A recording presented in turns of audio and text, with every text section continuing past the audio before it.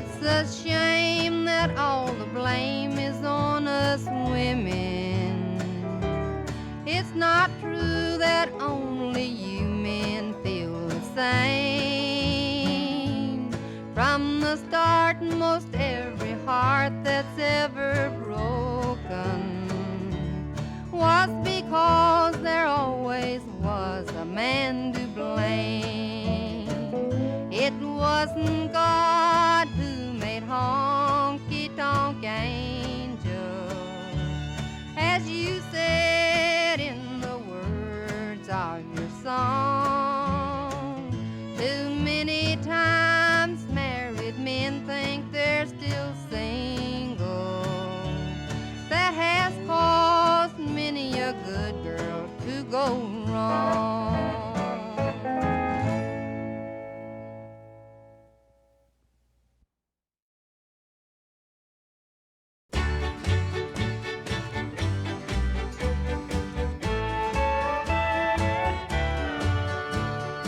Rain dripping off the brim of my hat sure is cold today.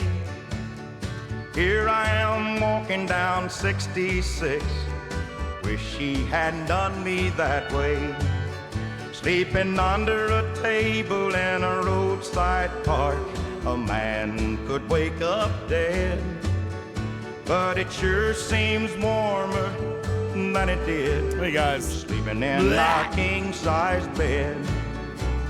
Is anybody going? Hey, Matters, can I get a sound check from you real quick? Matters. Hello. Hi, I'm it here. works. Check. Jules, check. Karkun. Calling Karkun. I'm going to allow Karkun to rant tonight. Karkun gets to rant tonight. Yeah, he sure does. It's very exciting. Did Karkun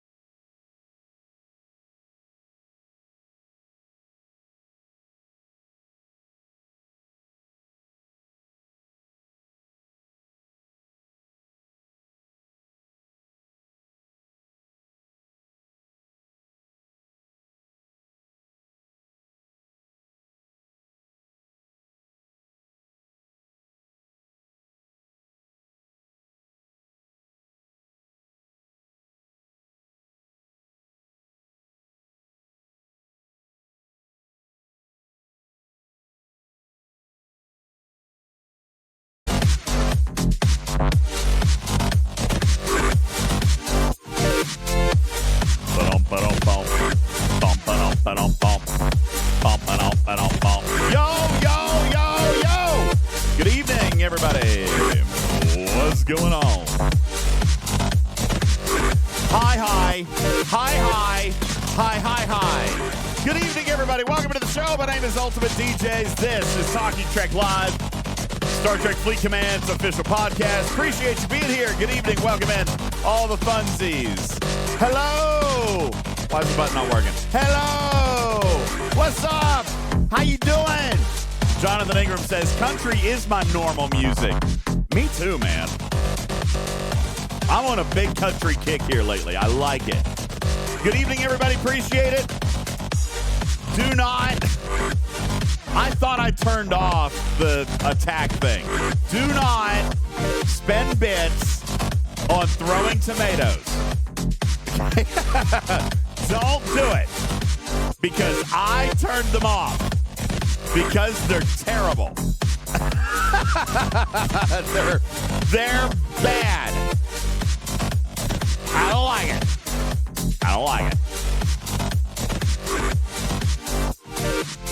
I wonder why. How are you still able to throw a tomato? Because I turned it off. I don't want you to waste your stuff on tomatoes, but I turned them off. Oh, no tomatoes. Not tonight. Don't do it, Hal. Why are you? I just said don't do it. They're not going to work tonight. Jules, why are people still spending on tomatoes? Because they want a good salad? Wait, the channel point redeems are still on? Well, don't. I turned them off. How do I turn them off? Don't do it, people. Let me see if I can figure out how to turn them all off. There's no way they're on. Oh, there they are. Yep, they're still on.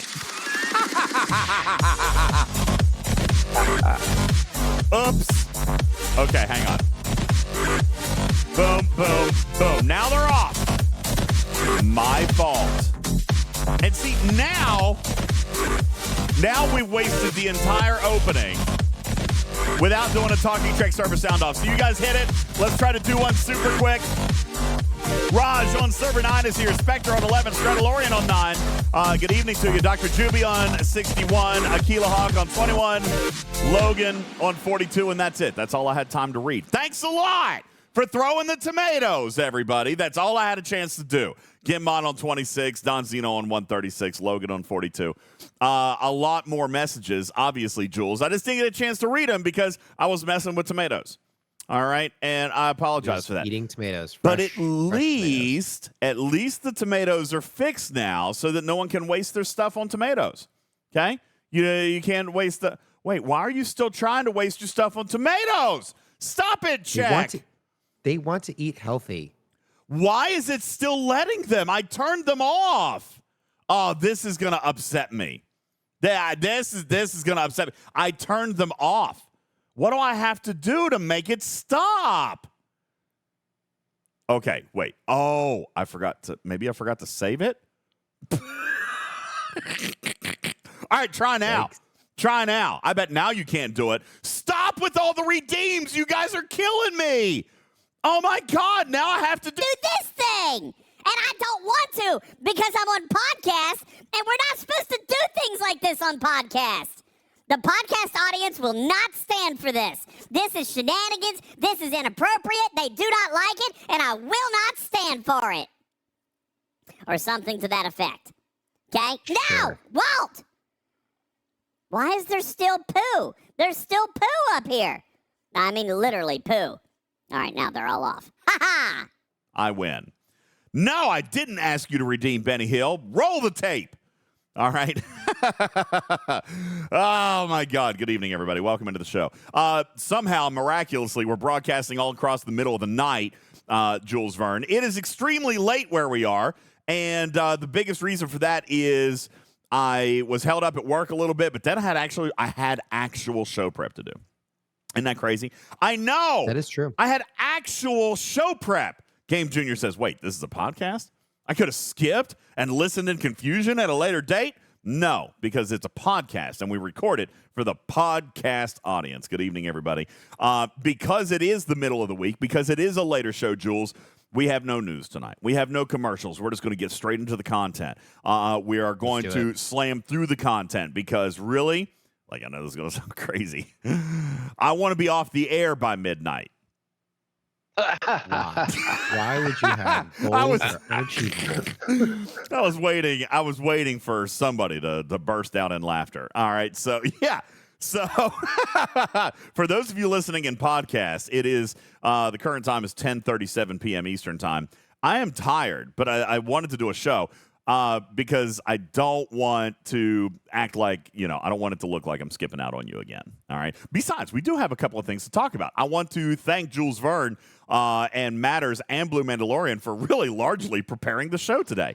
They did all of it. I just said, hey, can we do this? And can you do that? And can you do this? It was so great. It was like sitting down at like a round table and saying, okay, Blue, you got this story. Jules, you got that story. Putz, you got that story. All right, everybody good? Break. And then they did their stuff, and I just sat back and had a smoothie. So that was a crunchy smoothie. It was. So, yes, I had chips. That's what he's talking about. I was eating some chips in their ear. Yeah, lots of chewing in that smoothie. So hopefully, and actually I have full faith and confidence, everything's going to go well tonight. I have no idea what they're going to teach about. As a matter of fact, I have one thing that I want to talk about because I had a chance to talk to our beloved hamster today, Obsidian Hamster, okay? And he told me that you guys were a little bit fussy. Now, I can't imagine the community being fussy, Jules. I can't imagine that anybody in their right mind would come out into this community of this video game with this company and be grumpy about anything. No, Please we love everything. Please tell me that that's not what happened here today, folks. Please. All right, because people were great. well, here's what I heard. Okay, here's what I heard. I don't know. As you can see, for those of you who weren't here in Fluffer time, I have been raided yet again. So I haven't been in the game. I've been offline. Jonathan Ingram will attest. He raided me for 2-some hours, and then the rest of then he went to sleep. Then the rest of his alliance raided me for another 5 trillion. I'm not grumpy about it at all. That being said, apparently there was a compensation issued today. Now, there were actually 2 compensations issued. There were 2 of them. Jules, let's talk about the first one. The first one was for all players, in which Scopely proactively realized that they were short on Battle Pass overflow. Now, I just want to ask, has that ever happened? I know, listen, they made a mistake. Okay, we could say, yes, that happens. But proactively coming out with a comp for Battle Pass overflow, has that ever happened? I don't think the so. proactiveness. Never. I was actually kind of pleased with that. I mean, this is a few days early. I mean, I feel like they've corrected this on the last possible day. Well, sometimes it comes too late. We've actually had it come too late in the past. All right? So Lightning Hawk says, not while I've been playing. I thought that was a good thing. Hammy comes out and says, listen, we're going to give you a little bit of loot. There wasn't a whole lot of loot in there. What was it, like 3,000 or 6,000 loot, whatever? But attached to that loot, how much was it? 2,400. 2,400. Attached to that loot was, I think, 6,000 Battle Pass points or 5,000. I think it was 6. I don't remember. I think it was 5,000. 5,000 points, all right? And it automatically updated your Battle Pass. They proactively caught that it was going to be short. I think that was fantastic. Now, maybe that's not the one that Hammy was catching heat for. Maybe not. Maybe the heat that he was catching was from European players. And I would be willing to bet that a lot of players don't even know why this is. So why did Hammy feel so beat up today? Because I talked to him on the phone tonight. Buddy had a long day. Had a long day, Jules. He did. Poor guy. Because over on the European servers, there was some weird error 001 problem. It was like a Unimatrix 001 takeover. Okay?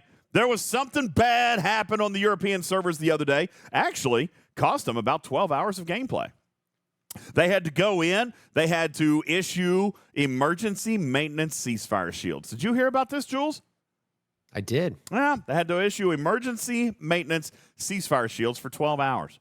All right. You want to know what happened on the backside? You want to know what the staff had to do to get those up, by the way?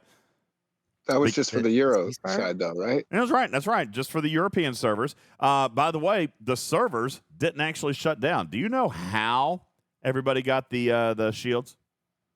I know this is going to sound crazy. Manually went in there? Huh?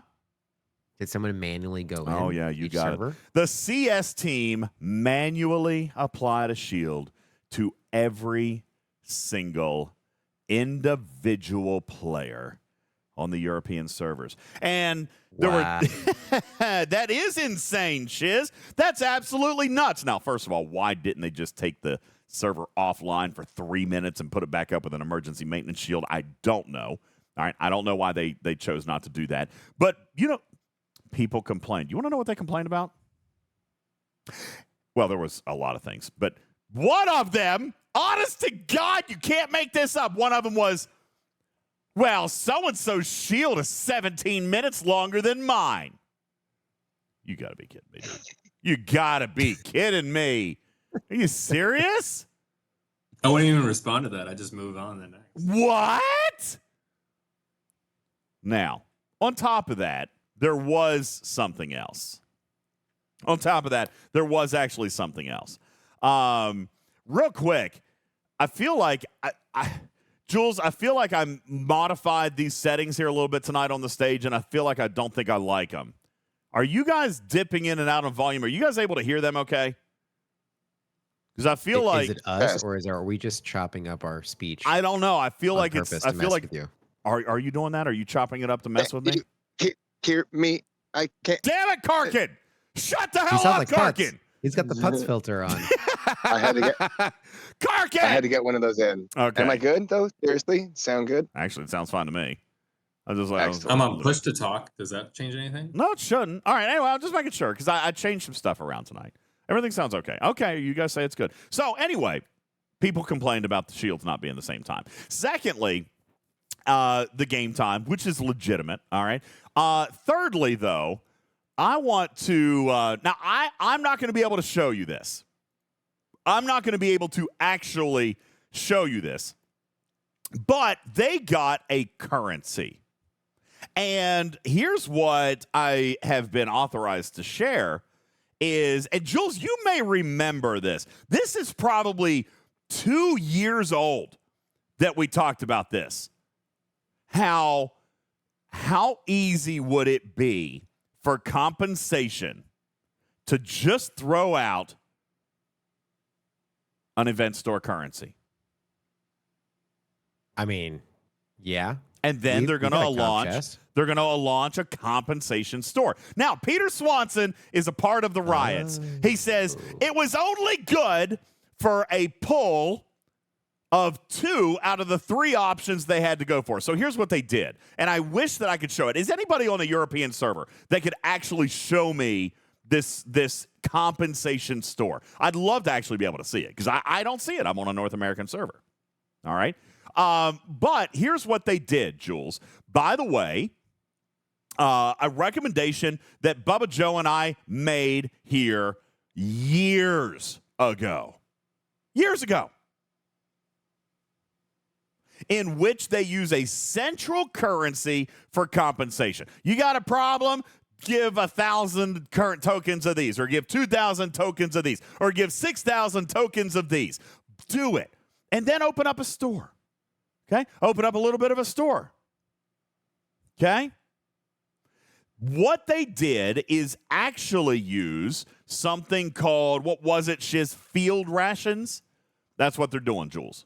All right? And by the way, I am authorized to tell you that this is an ongoing thing. They have finally implemented the compensation store, Jules. Okay? This is a thing. The compensation store will continue. As a matter of fact, it is being called an emergency field ration. I actually like the narrative of this, Jules. An emergency field ration will be issued in future comp chests. The emergency field ration store will be persistent. If you have currency, then the store options will appear, which is why we on the North American servers don't get to see it right now. We don't have any emergency field rations. Okay? There's Jules, a few, sorry, posted in that room here. Dr. Phil's. Here we go. 1,000-day, almost 1,000-day cooldown. No, it's not a cooldown of 1,000 days. The bundle's going to be up for 1,000 days. It's not a cooldown. The bundle. You're right. Yeah. Wrong word. Very important difference. Very, very valid difference. It's not a cooldown. All right, it's just that's the life of the bundle. They put it up for 3 years. This is a permanent go forward compensation strategy, Hill. Now, this, by the way, is something that I have advocated for years. Okay? I mean, I have. This is easy. This solves the problem of inequity in compensation. All right? Matter says, he jokes and says, it doesn't bode well for their confidence going forward. Listen, compensation chests are a reality. It's going to happen. Okay? This is a reality. It's going to happen. There's going to be things that occur. Some things are going to be more serious than others. All right? I am cool with them doing this. Now, here's what some people were fussy about and why fundamentally I actually agreed to come out in support of this. I've been pitching this idea for years, okay? A central compensation currency, and you get to choose what you want to do with it. As a matter of fact, right now there are 3 options in it.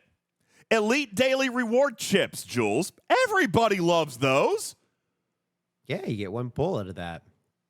Now, hang on a second. That's what some people were a little bit fussy about. Well, I could only get 1 pull of this, or I could only get 1 pull of that. Or, in the case of the Galactic Recruits, I can't get a pull of that. Now, some people thought that was dumb, okay? And for the record, I actually told Scopely, don't be so cheap. All right? Don't be so cheap, because if you had given a pull of Galactic Recruits, what is it actually? 5 shards? 5? Okay? Like, that's not an overwhelming amount of compensation, right? Like 5 shards. No. But they're highly valuable. I mean, this is their new valuable recruit bundle. It is, but it's still only 5 shards. You know what I'm saying? Okay, like, I don't feel like 5 shards breaks the bank. Let's flip it to Ultra Recruits. Let's say they chose a different currency. They said, we're going to give you Ultra Recruit tokens. How much would this valuation be different? Would it feel different if someone collected, say, 5 chests worth instead of 1 chest pull of Galactic? Well, that's kind of their argument, to be perfectly honest with you. They're like, listen, these are more valuable. I know you, DJ, you're saying it's 5 shards, but these are premium, more valued currency. All right, which is why it actually is more expensive than, say, for example, the Syndicate XP in there, where you could have pulled, if I'm not mistaken, what did you guys get today? 1,000 emergency field rations, right? Isn't that what it was? Somebody correct me, because, again, I didn't get it. So is that what you guys got? Was 1,000? Yeah, that was it. Okay. 1,125 per chest, and you could pick up 5. Yeah, so that's 6,000. They could have gotten 6,000 Syndicate XP. Now, you say that their valuations are flawed. They always have been. All right. If I'm going to criticize one thing, I think their equivalency charts, Jules, have always been flawed. Okay, they've always been flawed. Right. 6,000 Syndicate XP is valuable to me. I'm not sure if it's more or less valuable than 5 officer shards. For us at our level, 300 5-star rare materials plus everything else that's in there. But like, if we're looking at what's most valuable in the elite daily reward pack, sure, that's very valuable to some players. It is. So I while I wonder about the comparison, the comparative math. Okay, in all fairness, I do wonder a little bit about the comparative math, but the fact that they're offering a store is actually kind of nice. Now, there's 3 options right now. I've been told that there will probably be a few additional options added over time. All right? But the fact that they have offered this store is kind of cool. And I want to point out, this is the piece that was announced today and that players didn't really latch onto, or they wanted their comp and they wanted their comp now, and that's fair. I get it. Where's the Bubba sound? Okay? I wanted it, and I wanted it now. I can't find it. Here it is. There it is. I want it all. Boom. I want it all. Got it. I want it all. And you want it now. And I want it now. All right. But the announcement that came from Hammy today says that the emergency field rations are a moving forward compensation. All right. This is something that they are going to do moving forward, that this is going to be their central currency for compensation. And I am cool with it. And by the way, it wasn't just the emergency field rations, but it also had a 7-day peace shield, which, I mean, players like me might find useful. Sometimes. Indeed. You know, when you get rated. I think I've been rated for like 40 trillion resources this month. Something along there. It's a little depressing to watch. Yeah. Why don't you just buy the 7 days? I don't know. I should. Because I always think, oh, okay, I'm going to get on in a couple of hours. I never plan that I'm going to get held up by something. I'm just like, oh, okay, I'll get on here in a couple of hours. It'll be fine. Caledon says 40 trillion. Yeah. Jonathan, true talk. Maybe 40 trillion. You can check it out on Jonathan Ingram's video. I was going to say, maybe 40 trillion isn't accurate, but I feel like it's not a big exaggeration. Like, how much, Jonathan, true talk, how much do you think that you guys have rated for me this month? It's probably up there. It's got to be, I don't even want to guess. Oh, really? He says, I think it's actually probably more than 40 trillion if you count over the last 30 days. So $1 trillion a day is what you're averaging. That's not bad. I'm pretty good ATM, Jules. God. So anyway, the 7-day shield, whatever, that's fine. The 2 reload tokens, whatever. That's nothing there. I like the emergency field rations. Okay. And I think that there's going to be a few extra options there. I know that some people were very fussy that they couldn't get a full pull of the galactic recruits. And I remind you, it's not an exclusive currency. The galactic recruit token is very tightly controlled and given in a variety of sources in the game, mostly through events. All right? But most of the events don't give full pulls either. Okay? Like, I am currently holding 1,920 galactic recruits. Well, how did I earn 1,920, Jules, if a pull costs 800? If everything that they issued came in full pulls, then I wouldn't have 1,920. That's true. This is a currency that they are piecemealing out because of their attached value. Okay? Their attached value to this currency. Now, I'm not going to agree whether or not that value is right or wrong. What I am going to say is it is absolutely not unusual that partial pulls are granted as rewards, compensation, this or that. Because the field rations are going to persist, if the galactic recruit tokens are what you like, then hang out. Don't spend them yet. Wait till the next time, and you can actually get galactic recruit tokens out of it, and maybe these officers are what you want to focus on. I mean, they're not bad officers. I'll point out, for example, Jules, that out of every officer in this bundle, only 3 of them are maxed for me. So ask me if I would rather have galactic recruits or ultra recruits. What about you guys? What would you prefer to have? An ultra recruit pull or a portion of a galactic recruit pull? I mean, even if you were comparing apples to apples, saying, okay, 1 pull to 1 pull, what would you rather have? Okay, for me, the ultra offers the full pull, right? Does the galactic offer 4? Thank you, Shiz. I couldn't count 3, 4. But that's right. Galactic doesn't even have. Yeah, there's no full pull opportunity. There's also far fewer officers in there. They are newer officers. Hashtag With counting is hard. sourcing. Thank you, Shiz. All right. And Check says, listen, let's not be the forever optimist, guys. As much as Scopely messes up, we're probably going to get a handful of these. That's probably true. Okay, that's probably true. So I appreciate and totally understand the possible frustration that EU players had today when they got it. They were like, well, that's stupid. I can't even pull a full pull.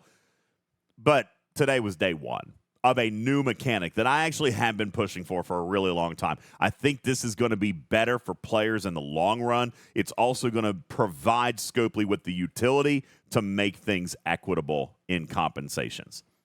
They struggle with that a lot. All right? They struggle with that so much. As a matter of fact, let me just point out that everything that they gave in the emergency field ration store, Jules, I don't know if anybody noticed this, but just let's subtly observe it.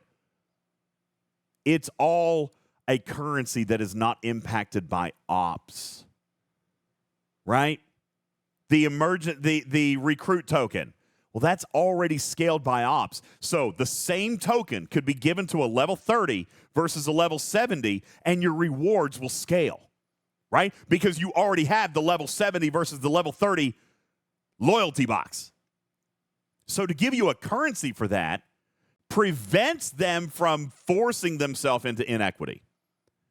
If they give Jonathan Ingram something or and they having to do too many varieties of bundles. Absolutely. The Galactic Officer recruit, officer shards are the same for everybody. Now, Jonathan Ingram or K9 Tooth, they may not care about the Galactic Recruit chest. They might already have the majority of these officers maxed out. That is certainly possible, so they're not going to spend on this. Or somebody might have already spent to have their syndicate tree completely maxed out. That is also possible. Well, then they've got their loyalty chips. And I'm here to tell you, Bubba Joe, if he were here, would say, if you're not buying the monthly recruit or the monthly loyalty box, you're doing it wrong. Isn't that what he used to say? If you're not buying the monthly resource pack, you're doing it wrong.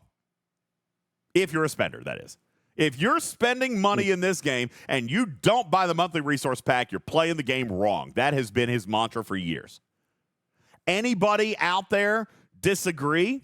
High level, low level, anybody? If you don't buy those loyalty tokens, I mean, is it not indeed the best value of resources and materials that exist? It's better than the treasury.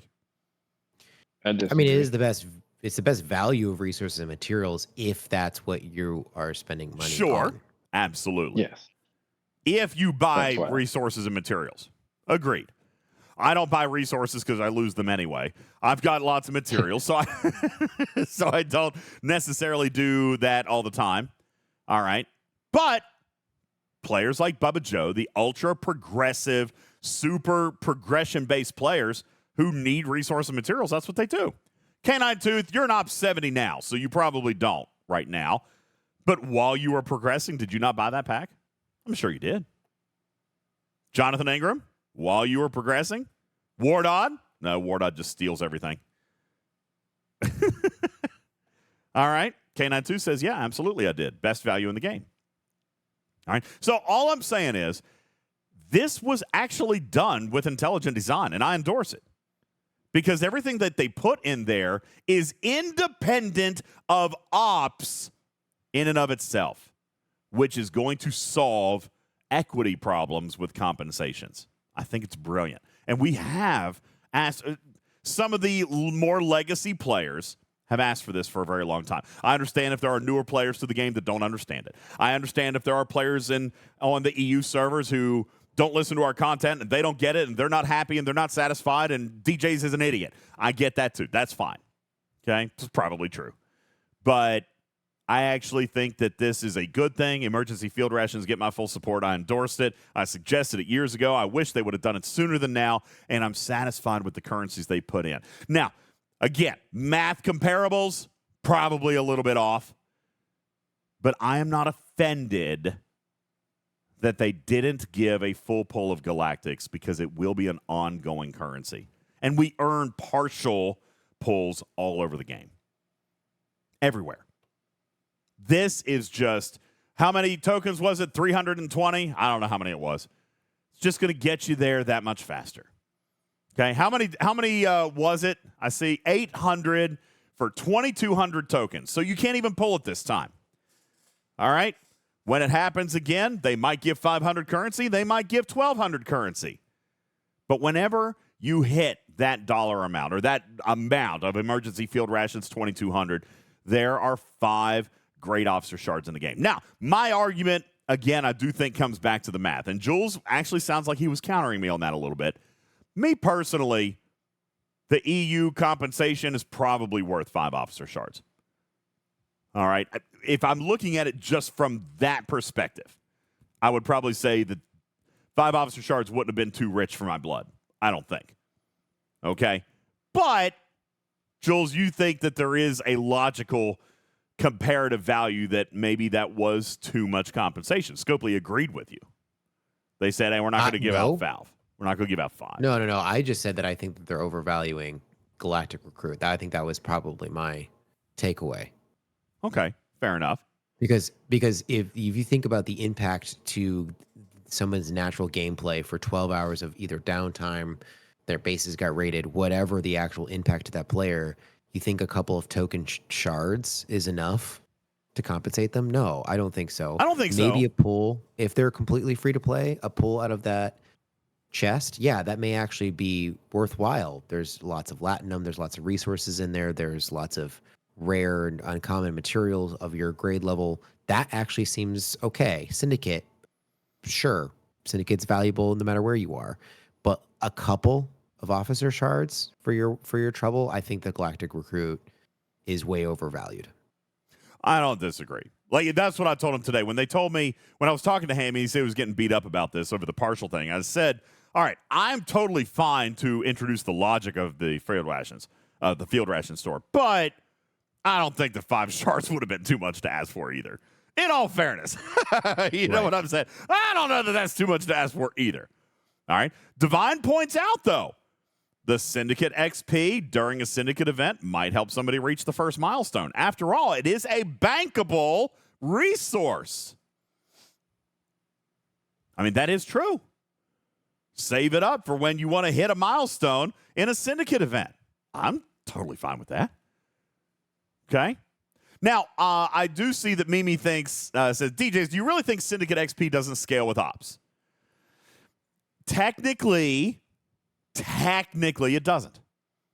It scales by Syndicate. Syndicate level. Yeah. It scales by Syndicate level. It doesn't scale with ops. Now, the higher your ops, the more time that you've been in the game, the more XP you've accumulated, the more likely it is that you have a higher Syndicate level. I'll agree with that. But Syndicate events, do you remember the original Syndicate SLBs? They didn't even scale by ops. They scaled by your current level of Syndicate. The amount of Syndicate in your daily pool scales by your Syndicate level. So, no, I think it's hard to get behind that Syndicate XP doesn't scale with ops. Syndicate XP scales with Tier of Mantis. That's fair, but not ops. Shizman says Mantis scales with ops. There's ops locks, but I still know level 60 players with a tier 3 Mantis. There are locks, but I mean, the amount of Syndicate XP that you get is not dependent on ops, but rather dependent on the ship.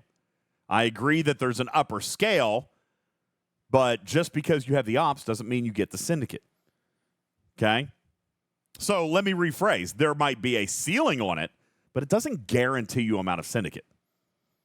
The artifact, the Stone of Memory artifact is gallery locked. Again, there's a ceiling on it, okay? But am I getting the same amount of Syndicate as, say, Blue Mandalorian or Canine Tooth out of that?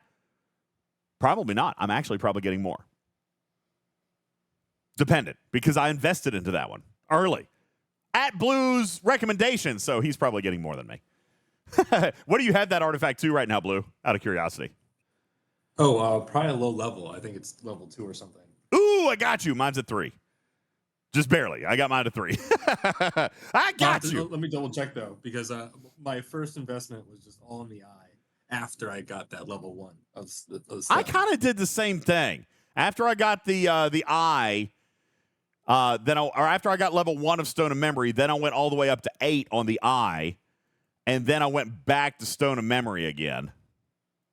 I don't even remember where it is here. But yeah, I think I've got my Stone of Memory to level 3. Ooh, no, mine's level 4. Woo! Woo! I got mine to 4. All right, I'm getting 1,600 XP a day. Mine's up there. Nice. I'm ops locked in the other one, so Nice I had job, to go Karkun. Good for you, man. Yeah. Good for you, homie. It still doesn't get me the Syndicate event first tier, not without like 3 different other event related or like battle pass related. Battle pass, but you also have wave defense. Listen, we did this math. You can do it. They changed it since then. Now it's up to 140 something. It did go up again. We just can't. I can't just. I even can't cheered just up get on one time to keep going. By the way, sorry, DJ, my stone is level 3. Just like my Cephala cask. Just like, okay, so let me see my Cephala cask. I don't think I've worked on that at all. Oh, I guess I could be level 3. I could be level 3. My free-to-play alt is ready to restore for the Cephala cask. Yeah. Andy says, wait, DJs, when you open Syndicate and the info button and it talks about bonuses received. Different. The bonuses that you get are scaled by ops, but not the amount of Syndicate that you receive. All right, Syndicate XP that you get. So, for example, what we're talking about is the research value in the Syndicate tree. That is totally ops dependent. Not super broken down, but by decade, right? So, for example, I'm going to look at one that I've got here randomly. Let's look at repair cost efficiency, okay? I don't even know what level this is. I think it's level 35 Syndicate. Repair cost efficiency is increased by all ships for my ops grade at 50%. If your ops 10 through 19, it's 10%. 20 through 29 at 20%. 30 through 39, 25%. 40 through 50, 35%. 51 through 60, 50%, which is where I fall. And ops 61 through 70 is 60%. So the rewards scale by ops, but not the amount of Syndicate that we receive on a daily basis. The amount of Syndicate that we receive is dependent on our acquisitions of items in the game or our current Syndicate level. Okay? So, anyway, there's that. Now, just as a quick... Go ahead. You can think of it as the higher ops you get, the more meaningful your investment in the Syndicate becomes. Sure. Yeah, I've talked about Syndicate being the best research tree in the game. Right? It's the best research tree in the game. Why? Because I invested into it once, but unlike all the other research that stays static, this research grows with me. This research actually grows. I've got 35 nodes in this thing, each with 3 or 4 researches blue, that every time I cross over a decade in my ops, every single one of these grows. I mean, it's unbelievable. Let's assume. Well, are you trying to say that the territory services are the second best research tree? All right. Okay. Listen, you're twisting my words, man. Okay. No, because you have to continually invest in those. That's my out. All right. That's my out. You have to continually invest in them. All right. But they're way worse. They're the worst. They're the worst tree. Yeah. Territory services. Yeah. Not only do they not scale that well, but you got to buy them every single month or every single week or whatever. All right. So let's, for example, use it or lose it. Yeah, that's right. Let's, for example, do some math. Okay. 35 levels. Let's presume, Jules, that there's 4 different researches per Syndicate level. Some of them have 5, some of them have 3, some of them have 2. Some of them aren't scaled at all. They might be officer presets or shard acquisitions, but let's just assume 4. At 35 levels, that means I've got 140 researches. 140 researches that scale up with me as I level my ops. Okay? So, for example, if I'm an ops 50, I would love to see this. I don't know how possible it is because sometimes the game gets quirky. But I would love to see an ops 50 just with their normal power up in the top left-hand corner of their screen. An Ops 50 who presses the button to go to 51 who has Syndicate 25 or Syndicate 30. I would love to see what happens to the strength of that account with just that one jump. People overlook it, Jules. But it's huge. It's huge, guys. It's a fun thing to watch, actually. If you're crossing a Syndicate decade, I invite you to actually excite yourself with the strength of your account solely, primarily from Syndicate. As an Ops 50 on my alt, there is one thing of note as well, and that is when you're Ops 50 specifically, you get the 7 and 30-day loyalty chests of the G5 Ops, and the materials, the G5 materials in there are, I'm not sure that I believe they are multiplied by the Syndicate bonus. Yeah, cannot be certain, but.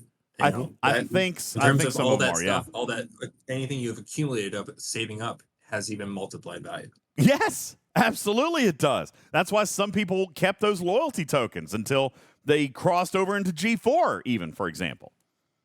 All right. So and that's where I see a lot of value in the Syndicate tree. It affects things that are not affected by anything else. You got it. You got it. That's an exciting one.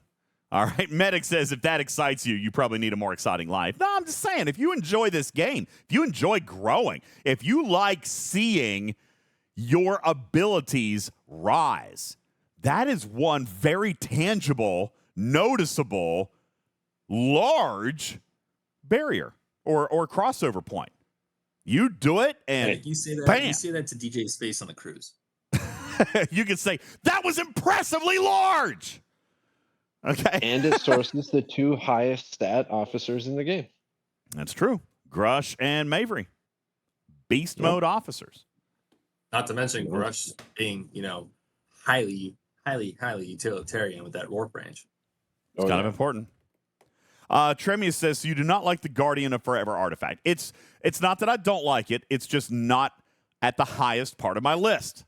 Okay, I am prioritizing Syndicate XP because I've spent the last 20 minutes talking about how much I believe in it. So it is a huge priority to me. However, the Guardian of Forever is very, very valuable. Reducing true critical damage of target players. It's not. I just unlocked it, so I feel better now. I mean, it's not. Again, it's not at the top of my list. Anything that you do to reduce damage, fine. Okay. True. Now, listen, to be fair, let me be super clear. True critical damage is a net multiplier. Okay? So when you're talking a 500 million shot, if you had this thing maxed out at level 12, you're eliminating 15% of the 500 million shot. It is net.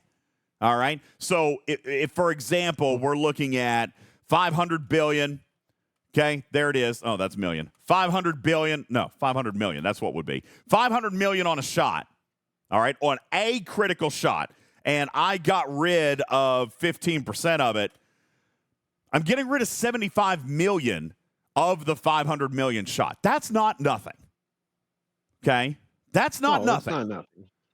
75 million on a 500 million shot. That's not nothing. Okay, so I do believe that the Guardian of Forever is valuable, okay? It's just not, it's not as valuable to Just me. on top of your list. Yeah, it's not at the top of my list because it's going to take, it's going to take more than this to fix PvP. All right? I understand what they were doing. You're reducing the crit damage creep by only 15%. Exactly. When you max it. That's exactly right. This artifact is going to be great. Fundamentally speaking, it does what we want things to do in PvP. It's reducing damage. And further, it's reducing critical damage, which is the one stat that is totally blown out of proportion. This is a direct Carol Freeman counter. It's just not enough. Okay? It's just not enough. So nickels and dimes. I know, nickels and dimes, but even if this thing were maxed, PvP is still borked. Okay? It's going to take Guardian of Forever and a few other things. Like, until true critical damage reduction can hit 50, 60, 75%. It doesn't fix PvP. They are on to something here. True critical damage reduction is a great stat. Wonderful. It truly actually will fix PvP in this game. But this one singular piece by itself is not enough, and I don't feel that's right, Scaly. It's a piece of the puzzle, and it's the only piece that we've got. You know, until I get more puzzle pieces and I can put together a larger picture, there's no sense in me. It's like trying to build a puzzle, but the kids have run off with all your puzzle pieces, and you just happen to find this one under the couch one day, and you're like, all right, I found one of my puzzle pieces, but what am I going to do with it? At least, hopefully those puzzle pieces aren't primes. Exactly. We need more of the puzzle pieces before we can get the full picture. I will say, though, in terms of, like, it might be a good financial decision to wait, too, because, like, true critical reduction might be like a trickle that comes in. Like, you know, you have the Voyager artifacts that have the isolated damage against players. Like, oh, you get a 0.5% per, like, a month of investment. And then, like, Carol Freeman comes out, like, here's 200%. Like, so in terms of, like, working hard for 15%, you might be a month or two away from, you know, something dropping 25% bonuses at level 1. True, absolutely. And Ransusi, that's kind of my point. He says fixing PvP, haha, it has never worked. It's never been equitable. And the amount of time wasted on yapping about it and clutching pearls is amazing. I kind of agree, which is why Guardian of Forever is not a big priority to me, because I know that it's not going to move the needle enough, if that makes sense. I agree with you, man. It's just not quite there. It's a great stat, but they got to do a lot more. You know what I'm saying? They got to do more. Do what? I got mine for Hostiles. Just wanted to unlock it. Yeah. I mean, and it does work in PvE. So, I mean, there's that. And it is permanent. You don't have to equip anything. Again, it's just not. It doesn't apply to Armadas. It's just not at the top of my list. It's just not all the way up there. So that being said, yes, it's a good artifact. If we were going to rate all of the temporal artifacts, which we're not going to do tonight, but maybe that's a great show, Jules. Maybe we should go through the temporal artifacts and talk about what they each do and what the order is of importance. Maybe that's a great show topic. Maybe revisit them, because we did do that when they launched, like on day one, before we really understood what that's their impact right. I think we did that. Say, and a couple of them got adjusted. Mimi was like, "You going to do it again? Again? Okay, well, we could." That's right. We did do it. Okay, I just didn't remember. It's late. You guys give me a break. My brain's not functioning. That's right. We played Smash or Pass. I remember now. I tried to get Scopely staffers to come on and play Smash or Pass, and they were like, we can't say those words. I remember now. Okay, I got it. So, anyway, I mean, there's that. So, yes, to answer your question, it's fine. It's not great. Doesn't fix any outstanding problems. It will be good eventually. It's just not up on my list. Okay, I want Syndicate XP. That's what I want more. So it's more valuable to me. All right. Here's what we got to do. I asked all the guys to prepare teaching segments, and then I spent the first hour doing my stuff. We have no commercial breaks planned. So, I probably should. I need to take one for Twitch. And I do need to thank our studio or our Talking Trek sponsors. So here's what I'll probably do. Let me take a very quick commercial break, but not with funny stuff or anything like that. Let me just get our sponsors out there, and we'll do the commercial thing on Twitch, because they're going to make us take a break here in a second anyway. So let's do that. We'll do that now. When we come back, Blue Mandalorian, Jules Verne, and Everywhere It Matters will take over the stage in their teaching segments. Plus, Karkun tells me to sit down and be wrong. About what? We will let him share that piece with you coming up on the other side of the break. My name is Ultimate DJs. I can't wait. My name is Ultimate DJs. This is Talking Trek Live, Star Trek Fleet Command's official podcast. We'll be back right after these words. Yo, what's up, Commanders? Great news about PvPtarget.com. You've known for a while that it exists and has some great reference tools regarding PvP banding and common crew loadouts, but they've recently launched brand new tools on the site, including a brand new cargo calculator page as well. This isn't your typical max cargo style calculator, but a brand new, unique tool that identifies the timer until you go over cargo. The game timer might tell you how long to zero the node, but how long until your miner is at risk? You can find out now by using the brand spanking new cargo calculator at PvPtarget.com. Scotty, we'll need everything you have. Warp speed is nice.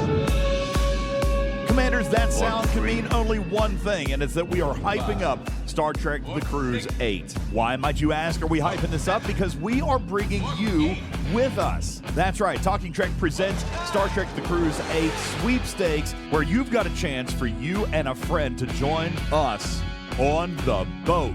Support the channel however you would like, through Patreon, through Twitch, and even by sending simple postcards. The official rules are available on our website at TalkingTrekSTFC.com, also on our Discord, and in our Twitch chat. Hurry and get your entries into the contest right now. There are no limits and no purchase is necessary. You want to go cruising with myself, Griffin, Wardod, and so many more? Then enter now for your chance to win for you and a friend to cruise Royal Caribbean for Star Trek The Cruise 8, where we will be celebrating 30 years of Voyager. That's right, it's the 30th anniversary. Find the official rules and get entered today.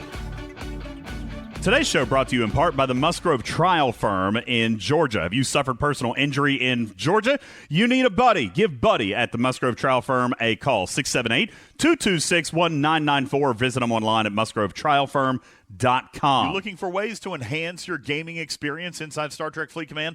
Well, Surtail has the answers for your health and wellness needs, especially while gaming. Gummies to sharpen the mind when you can't come up with 14 words where 3 would do. Surtail is an independent distributor of all aerial products that you would need to improve your gaming experience. Surtail also distributes bath salts, CBD creams and oils, weight loss products, protein shakes, workout aids, Delta 8 gummies, and so much more. Message Surtail on Discord or go to crazybunch.org. Talking Trek is brought to you in part by MN Toy Posse. MN Toy Posse is the biggest and best Facebook page all about toys. Meet other like-minded individuals that share in your same interest, have hard-to-find rare toys, or know someone looking for your special piece of nostalgia. Old toys or new toys, hard-to-find toys, doesn't matter. With MN Toy Posse, you can find it, buy it, or sell it. Visit today at facebook.com/MN Toy Posse. That's facebook.com/MN Toy Posse for the toy collector in all of us.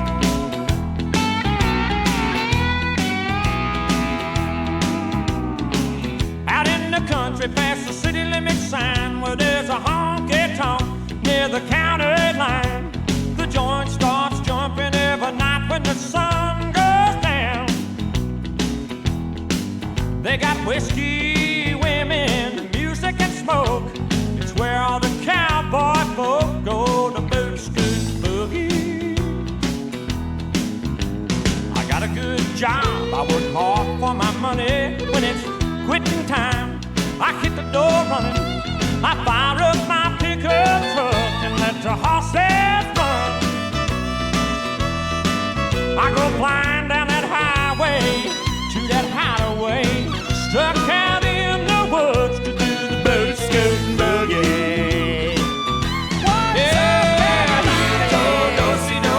Come on, baby, let's go boot scoot. Oh, yeah, let's go boot scooting. Oh, Cadillac, blackjack, baby, meet me out back, we're gonna boogie.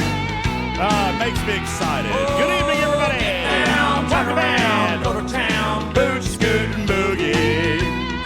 All right. Good evening, everybody. Wakey, wakey, wakey. I know the good old days of country. As a matter of fact, the playlist that I've been using here, Blue Mandalorian, is Country Jukebox Essentials. It's a really good list. I mean, it really is. I enjoy this list a great deal. Blue, do you like like country music?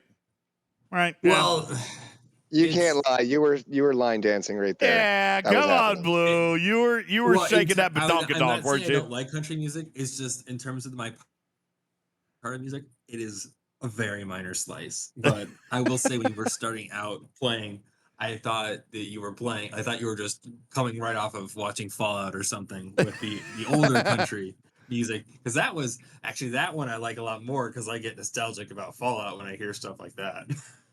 Oh, Well, is that goes a that little bit song further playing back, Fallout? right? That's like no, you got to go further back for Fallout, like 1950s, like even before any kind of Yeah, rhythm. Fallout is basically like 30s to 70s, Wow. with heavier in the 50s. Yeah. But it's definitely like in terms of one of them was set in the Fallout New Vegas was set in the West, and like it was all like kind of old country music was Yeah, man. was full of the radio. Yeah, that's a game that I probably should want to play more. I haven't. I now that would be a very interesting Let's Play with you. We should probably do it at some point. Now that I've watched Starship Troopers, we are also officially able to play Helldivers now. The new one, the Helldivers 2, I guess, that everybody's been trying to get me to play. As a matter of fact, we should do a couple of promo points here real quick. Griffin is not here tonight. All right. So, here, let me give you a couple of promo points real quick. As a matter of fact, let's do some promo. And then I'm going to come to Karkun first. He gets to tell me why I'm stupid and why I'm wrong. First, get your knees ready because you're going to sit down. I'm going to sit down. Real quick, let me go ahead and point out that we will be doing, you know what? I don't think I actually confirmed this date. Hang on a second. June 8th, I believe, will be the next date of our streamer marathon. Griffin and I have coordinated, made notes around the first one. Yeah, it'll be June 8th. Saturday, June 8th will be the Star Trek The Cruise Sweepstakes Marathon number 2. All right? And we've made some modifications. You guys will be able to torture me without me risking my health, or at least not my sodium intake, Jules. Okay? So no pickles this time. But there is something else that could cause me extreme distress that we will be doing that day. And squeeze cheese, like the spray cheese. No, God, no. I would vomit. And we will give you another opportunity to earn in real time a 24-hour stream. During that stream, I have slated for us to play Helldivers for the first time. And yes, there will be some viewer attack that day. We'll do that. Neelix says, who won the Gorn ships? We're actually going to give that away tonight. That's one of Jules' things. We're going to do that tonight. But yeah, Saturday, June 8th will be our next Star Trek The Cruise Sweepstakes Marathon, where you guys can earn a 24-hour stream, torture me with edibles, not actual edibles, but like something to eat, torture me with a consumable, and continue to raise money and win big-time bonus entries that day. We're going to tell you all about that. So, yeah, there will be Helldiver that day, and maybe we'll try a Fallout. I've never played any of the Fallouts. Isn't that crazy? If you choose New Vegas, make sure you have a high endurance so you can, when you get to the gambling spot, you can make lots of money and buy lots of implants. Okay. By the way, DJ, though, just as a warning, you don't like try a Fallout. It's like saying, like, let me just try Star Trek Fleet Command for like 5 minutes. Oh, really? That bad, huh? Like, okay, so probably not. Well, no, probably not for me. It's completely and utterly worth the investment. It eventually ends. Just saying. I just meant that it's a journey. Benny Hill says that Starting a new game and playing for an hour isn't going to do anything, though. Okay, fine. People have put a lot of time in the game just because they simply can. Well, I won't. A lot more. I don't have time. I don't have time to play that kind of a deep investment game. Benny Hill is right. It's single player, and it doesn't. It's there when it's waiting. It's waiting for you whenever it's there. True. They said that about what was that new Star Trek game, Infinity, but oopsies. Awkward. Now, I know, Shiz, you say that, yet you're still on STFC. I know, I like it. It's crazy. Benny Hill reminds us that I still owe an armpit waxing, and I do. I have actually been discussing this. It is highly... All right, I think this is a bad idea, Jules, But I didn't want to do it when I was in Nashville because we had to do the charity thing. And I didn't want to be uncomfortable or in pain for the charity thing. But I owe it to you. I owe it to you. And I feel like I might just have to live with the discomfort, even if I have something big going on. So Doesn't that make that something big that much more special? I know. So here's what I was thinking about. I am going to do it in a public forum. Actually, Scaly Back, I have decided to give you both armpits for interest. All right, because I'm like at the bus station. I'm behind or the subway. So I'm gonna give you both armpits just as an interest payment. I only owed you one, but I'm gonna give you both because interest. Okay. That's right, Candid Onion. And it's good to be balanced. I may do it at the Miami meetup. All right, I might do it there. But see, what scares me about that is I'm going to be getting on a cruise ship right after that, and I'd like to enjoy myself. So if I'm in a bunch of pain, I don't know. But there could be that. However, there are a couple of other appearances that we're going to be making throughout the year. Scopely is coordinating with me on my calendar right now, and there are going to be visits to one or two or multiple locations throughout the country over the course of the next 10 months. So I have committed to myself and to you that this is what's owed, and I have promised myself that at the first available public get-together, I will, in fact, do it. All right?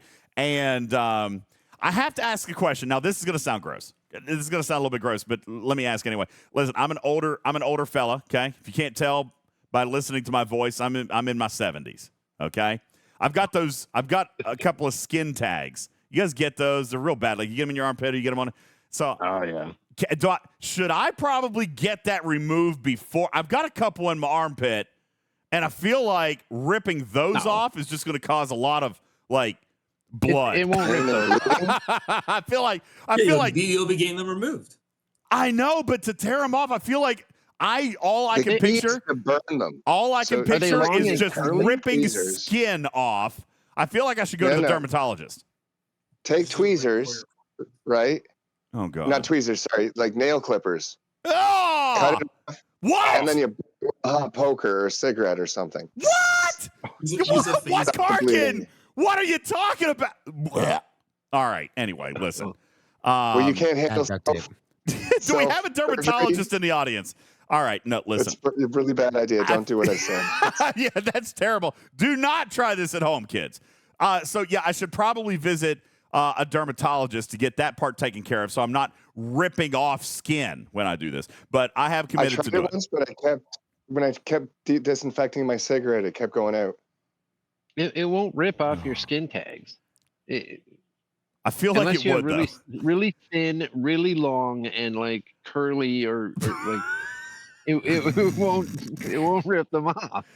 Oh, the wax won't adhere. It won't get around it and adhere to it and grip it the way it will with a tiny little hair. All right, you know what? I shouldn't have told you guys this. I'm just going to go see a doctor. All right, and then we'll take care of it. Now, you guys are giving me some terrible advice in chat. All right, I know it's gross and it's disgusting, Bender. I probably shouldn't have said anything about it. I'll take care of it. I owe you the armpit waxing. I'm going to do it. All right, now, speaking of the Miami meetup, Jules, we did actually finally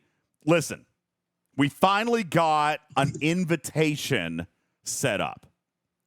Okay? That's exciting. We finally got an invitation set up. As a matter of fact, folks, I am now going to pin it in our chat. Okay? I'm going to put it up in where do I need to put it? In the Star Trek The Cruise Discord room. Here, I'll just put it right here. Time to RSVP.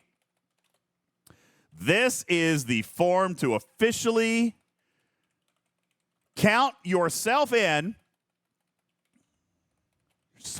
Can't type. Count yourself in for the first annual Talking Trek Community Con, Volume 1. That's what we're calling it, okay? I'm very excited to share with you guys here. I'll put the link in Twitch. I don't even know if somebody knows how to. Is that how you? Ooh, I pinned it all by myself. Looky there. How Cool. There you go. All right. I put it pinned in. over you. Okay. This is our 2 spots being saved for the cruise winners. Dude, this is free. This is the Miami meetup.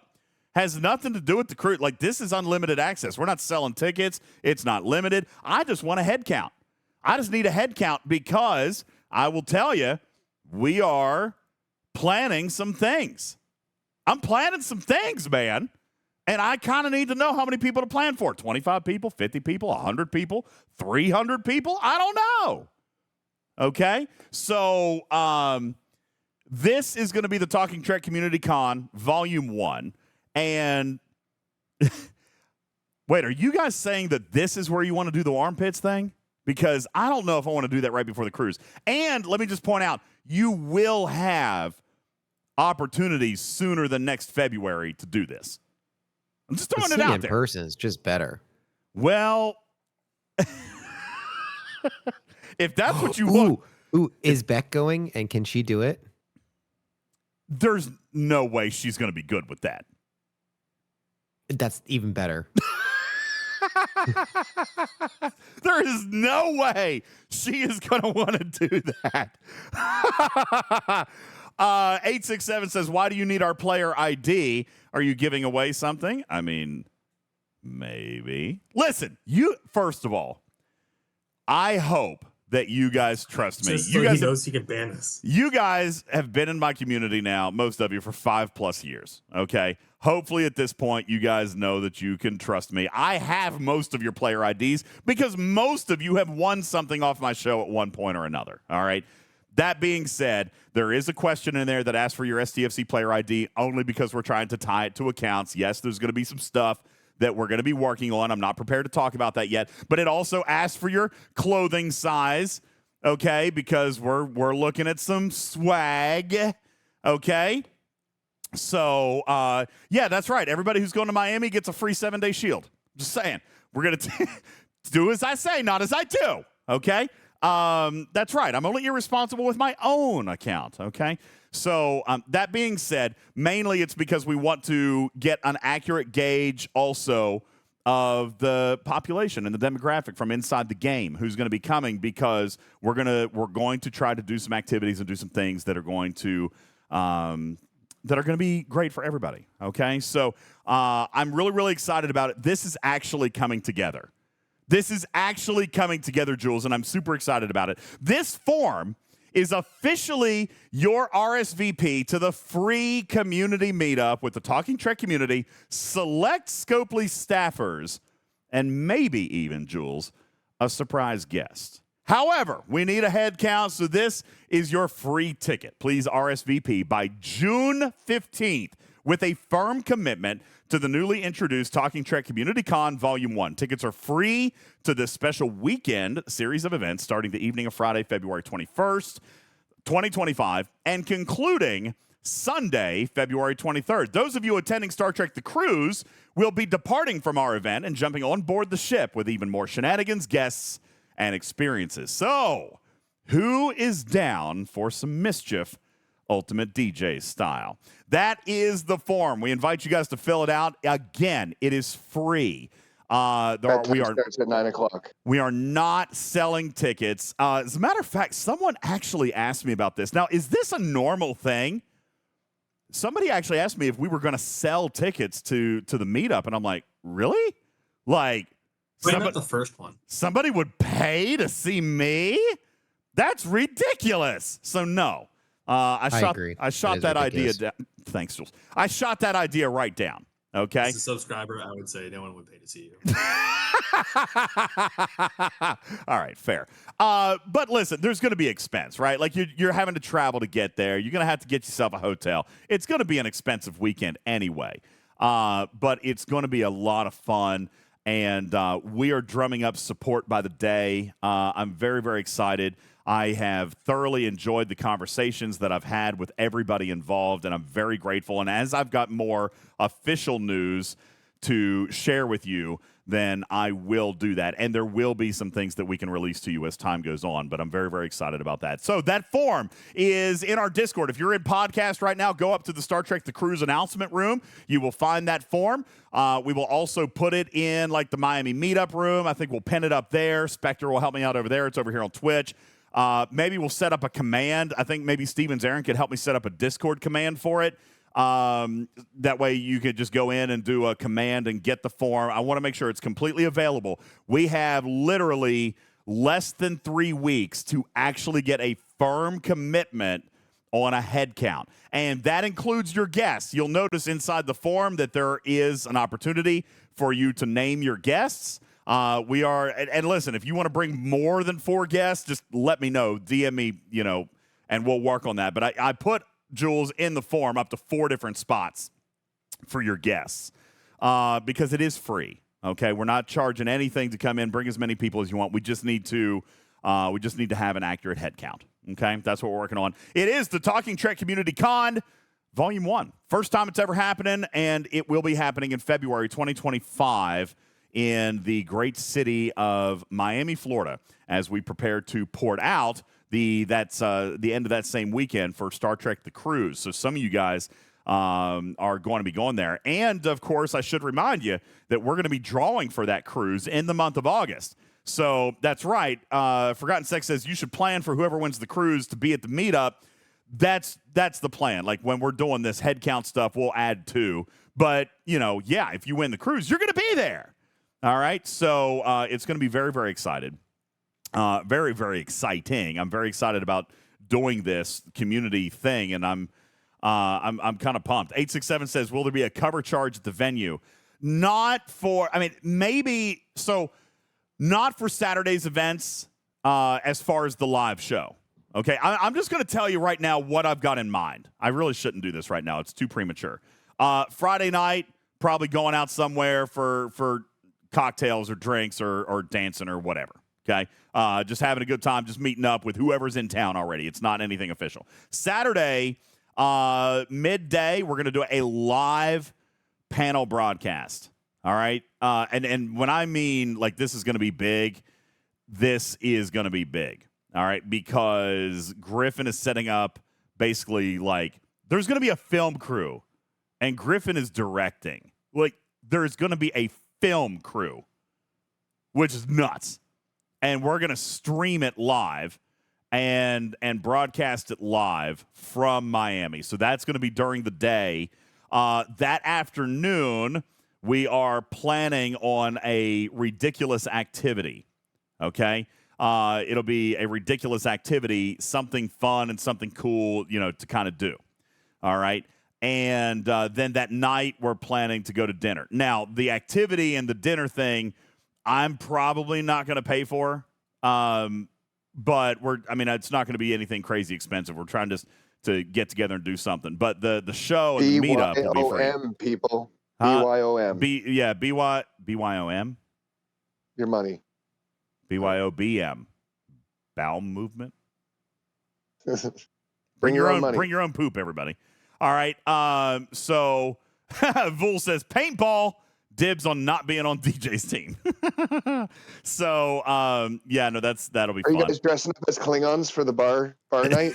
You should totally take over a whole bar as Klingons. I'm actually contemplating trying to rent out a bar. Again, it depends on the head count, right? But I am not opposed. I've actually already talked to 1 or 2 venues about like renting out their bar for the night. So, it'll be a cash bar. Like I'll rent out the venue, but whatever. Anyway, there's going to be that. Then we're going to get into an activity, something Saturday. It won't be expensive, just kind of fun and crazy. Then Saturday night, we're looking at probably dinner. And again, we're talking a huge crowd, so it's probably going to be something, not crazy formal because we're going to have to crash someplace. And then Sunday morning, ball pit, that early. Yeah. The lineup for the ball pit is huge. Sunday, cannonballs into the ball pit. I mean, you got to take your turn. Safety first. Sunday morning, we're going to probably I don't know that we're going to do anything official Sunday morning because those of us getting on the cruise are going to have to kind of have our morning kind of planned out. So I don't know that we're going to do anything Sunday morning, or we might. I even put in the form, Jules, that Sunday morning was kind of TBD. But like if you wanted to do something Sunday morning, then respond to that. But that's not a guarantee because that's tentative because, again, Star Trek The Cruise starts boarding at like 11 a.m. So we're going to have to – but that's the weekend, all right? And then, of course, there's also a question on there as to if you're going on the cruise. You know what? Daggone, I forgot to add a Discord handle in here. I guess I can do it via email. I guess I'll just do it via email. But I forgot to add the Discord, ask for the Discord username, Jules, because I was going to make sure that you also had the role for our community meetup inside Discord so that we can communicate while we're on the ship. But I guess we could probably do that a little bit later. We don't have to do that right now, I guess, right? Maybe you only get that special password in person type deal. Yeah, maybe something like that. So anyway, that is the Talking Trek Community Con. It is official, ladies and gentlemen. I mean, actually official, Jules. Very nice. I'm pretty excited about it. So I hope like more than like 6 people show up. So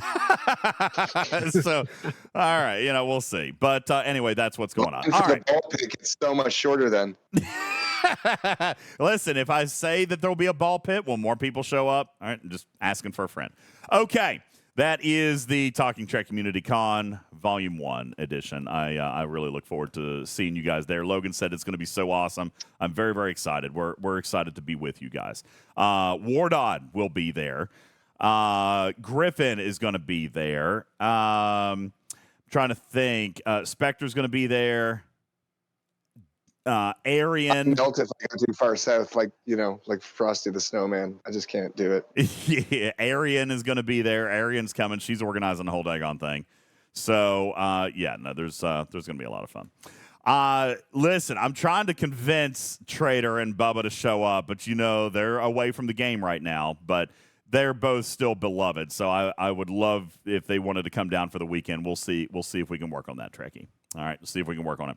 All right, listen, we still got a lot of show to do and only 12 minutes in which to do it. Karkun, you get to go first. You said on the last show that you were upset at me for how I said badly that earlier today. Huh? Oh, wait, tell me what I'm at. Keep going. You were upset at me because when you listened to the last podcast, you said that I dissed on Strange New World's Sam Kirk. That's right. That is what I'm mad at. It was a couple bowls ago. And you said, hold on, though. I want to set the stage with some biased opinion. You said that he might be the best officer of the bunch. Now, I can't buy into that. I find him to be a little bit. Of the group of 3 that you had done analysis on at the time of the thing, you were doing analysis of Kirk and Spike, and didn't do much in theory or in testing. Well, maybe because you didn't have Sam, maybe that's why you left him out and just are theorizing about his. But I am theorizing. In fairness, I don't have some looking at. Well, tell us why. Let's talk about officers tonight because, by the way, Everywhere It Matters is going to come in and talk about Pelia here in a couple of minutes. So let's talk about Sam Kirk. He is from last month, and it's not really a whole lot that you can do with him right now as far as sourcing other than the new Gorn loop with the Eviscerator refinery. But are you suggesting that the brothers Kirk actually belong on a ship together? Well, I'm not sure if they belong together. Like your testing with Kirk was, spot on, gave you a lot of options, but not so many options. But outside of that, Sam, with his crit damage increase, has significantly increased my number of Monavine kills. Just with him on board, even not running like Hugh under deck. With Hugh under deck, he like triples it. Just switching from the regular Strange New Worlds setup and then instead of Una going with Sam. So the one thing that I kind of like about where you're driving with this, all right, and one thing that, in fairness, maybe Jules and Blue, I hadn't thought about because I know you guys weren't present for that show, but you're referring to Sam Kirk's officer ability of increasing critical damage versus non-Armada hostiles. Now, we spent a great That deal of alone made him like want me to reach into the podcast and yell. I was like, "Oh, I'm on podcast. Oh, darn, I'm not live. I can't say anything." I actually spoke out loud when I got to that part. I was like, "DJs, what are you talking?" Oh, wait, it's not happening right now. In all fairness, it does make sense, right? Because what does Strange New Worlds James T do but ignore the shield mitigation? Like we were talking about last time, he is going to allow more damage to bypass normal mitigation and the shields. So, or not necessarily more mitigation, but definitely passing the shield part of that mitigation. So if Sam Kirk is increasing critical damage, which is already amplified just by the fact that it's a crit, and hopefully amplified by the fact that it's hull breach, all right, then you're sending a gargantuan amount of more damage directly to hull by using Sam Kirk on the side if you had James T in the captain's chair. So that's certainly one. There was another example too. What's that? Like he tears up. His numbers tear up quite well. All right. So let's ask Karkun, and that's what the community is asking now. What is Karkun's crew for Sam Kirk? Well, that one, because I usually use my Strange New Worlds crew in the against the Monavine, where I can just throw it out there and let it sit. The best advantage was just switching Una, someone I wasn't using mobility or impulse speed for, to someone who actually had a significant ability. But we haven't even really looked at the effectiveness of his captain ability either, comparing that to like something that what Kirk can do. Okay, you can reach the full synergy with Kirk, but how many rounds was Sam in the captain seat? Well, I mean, so here's the thing. You can't actually get full synergy with Spike as captain if you put Sam on the side and you're still using Uhura for the triangle. You're going to miss a little bit of synergy there. That's okay. It was worth the change. Okay, so you're going double bar synergy on one side, single bar on the other. So you're going Spike, and who was it? Uhura? It's Ortega. Ortegas. Yeah, that's right. Uhura is the interceptor. So Ortegas. So Spike, Ortegas, and Sam. Yeah, like double by Monavine kills just on a base with, just having a generic undercrew, because it was my third crew, something to just set out for the day, right? So it's not something that I was actively using. So my Hugh crew is on like a different ship. So for the Monavine, I wasn't trying to utilize a lot of my normal underdeck crew hostile killing. So Hugh wasn't on there. So even without Hugh, he was doubling my kills. Interesting. Okay. Divine says, but you use Ortegas on a Monavine. That's what he's saying. So he was doing one side of double bar synergy, but the other side was only single bar synergy. So he wasn't fully synergizing Spike, but you still get synergy. So Ortega is the same class as Sam then? Like he's a... Yeah, Sam. The same class then? Yeah. Sam is science. They're all science. You got Pelia and Hammer and Una, which are from engineering. Okay. Yeah. Mohica agrees with you, saying that's better than Janeway crew on the Monavine. All right. Absolutely. So I like that. There was another thing that I talked about on that show, Jules, that I reconsidered a little bit later, which was running Sam Kirk with Spike on the side. Now, I did mention that crew, but upon further thought, let me ask this logic question. Do I need Spike's additive shield mitigation adjustment if I'm going to run James T with full synergy? How about that? Let me ask that question. If I'm going to run James T with full synergy. If it's full synergy, no. No. And I actually had suggested that crew. And when I was listening back on playback, I'm like, well, wait a second. That doesn't make sense. Because I'm going to get 100% from a full synergy Kirk crew, and therefore don't need the officer ability from Spike. So I might as well actually put an officer ability under there. Now, if I was going to run James Kirk, Spike, and then a non-synergy officer, then yeah, Spike could be there. But if I was going to run full synergy, if I was going to run the Brothers Kirk, for example, then Spike has no purpose being there. You see? So Cruzito said, you're asking this for a G5 and below, right? Well, that's why I asked Karkun, Cruzito. Karkun's finding a very good value in Sam Kirk. I haven't even unlocked the boy yet. All right? So it's interesting. Now, Big Gun says Sam Kirk, Strange New Worlds Pike, and Hemmer also good on capital traders. So this kind of comes back and reinforces what we were talking about with PvE crewing, just that Strange New Worlds is the bee's knees in this game. There's nothing better, okay? There is a crew with Voyager that's really, really good, but Strange New Worlds takes the cake, all right? And I want to reiterate and remind you that if you're going to run Strange New Worlds James T, then you don't need to have Spike there if you're going to run double-sided synergy. I incorrectly, this is my retraction, I incorrectly stated that might be a good suggestion, but it is overkill. If you're going to run... As soon as you explained that they're not the same ability, that it's a second, one is multiplicative and the other is additive, then you're never going to reach the 100% mark working off a percentage of something that's already been... You're still going to just get the 85% of the 20, it's already been of exactly 55 or something. So, yeah. So, like, for example, if the enemy was at 80, you got Spike getting it down to 55, and you're only running a single side of synergy, then you're exactly right. It's going to be 85% of the 55%. It won't be 0, which is why if you're going to run James T, then you really do need to run full synergy. And if you're going to run full synergy, then Spike can't be there. And that was one of the things that I had incorrectly, I think. I didn't suggest it, but I was talking about a scenario in which you would use Kirk and Pike, and that just doesn't make sense now that I think about it. All right?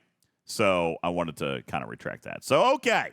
Karkun tells me that Strange New Worlds' Sam Kirk might be one of the better grinders in the game that's been introduced, and at least out of the last 2 months, one of your favorites, Karkun, right? And you were offended that I was dismissive. Is that right? I yelled. Yeah, he yelled. I also made a noise when you said that Hugh shouldn't be with Janeway full synergy. I think one round or one shot gives you enough for Hugh if he's, not first tier. Get a little bit in there if you want to do that. I still don't know about that. It's good. Jules, mathematically. Okay. Another day. Let me transition over to Jules on this one. Jules, does Hugh belong with Captain Janeway? Because I don't know about all that. Well, it depends on full synergy or not. Even full synergy, the one shot you get each round, the one shot you hit, gives me more than enough crit. Like every shot. Like I'm happy with my crits with even just one hit per round. It's a 2-round boost. It covers me for what I need. Now, I don't have a tier 1 Hugh. Like mine's getting on there. He's getting pretty decent. So maybe and this is important to have because you know what, Jules? We're big whales, okay? We're whales. We're spenders. We all the things. Karkun is still but a lowly, 42? 43? Due to this last month's way that they did their auctions and continuing it on from previous arcs really did force me to want to or need to push forward for the people that were in those that I had already been starting to do well in. Ops? 44. Oh! Good for you. Dragon Keeper says Sam isn't that great at G6. Listen, nothing is great at G6, Dragon Keeper. When are you going to learn? Okay. 350% extra crit isn't helpful. I know there's lots of reasons. The time machine is great. A time machine is the only thing that's going to be good for G6 players. All right. There you go. All right. So there you go. Karkun's insight into Strange New Worlds, Sam Kirk telling me why I need to sit down and be wrong. Let's continue our crew conversation. Everywhere It Matters is here to talk to you a little bit about the brand new Strange New Worlds, Pelia. Tell us a little bit about Pelia. There was also, the last show, I can tell I was delusional and it was tired, and I was tired because it was late. I can tell I did all these things wrong, Matters, because I also made an insinuation about Pelia, but upon testing, I proved to be inaccurate. Oh. I was wrong. Again. Talk to us about Pelia. I've never been wrong. All right, let's talk about her officer ability first. Pelia reduces. By the way, no, Herbs. I'm not that word. I'm not 0 for 2 on these officers, okay? I just bypassed Sam, all right? And I might have gotten Pelia wrong, but I'm not wrong about James T. I am not. As a matter of fact, I shouldn't say what I'm wanting to say, Jules. Stop me, Jules! Stop me, Jules! I've seen the future. Say it. I've seen the future. Leak. No, I didn't leak anything. I just said I've seen the future. Okay. Anyway, Strange New Worlds Pelia reduces isolytic damage received by non-Armada hostiles by 2%, 20% at rank 5.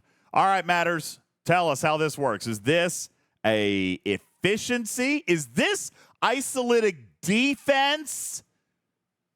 No, it is a flat reduction of the incoming damage, same as Chen or Talon.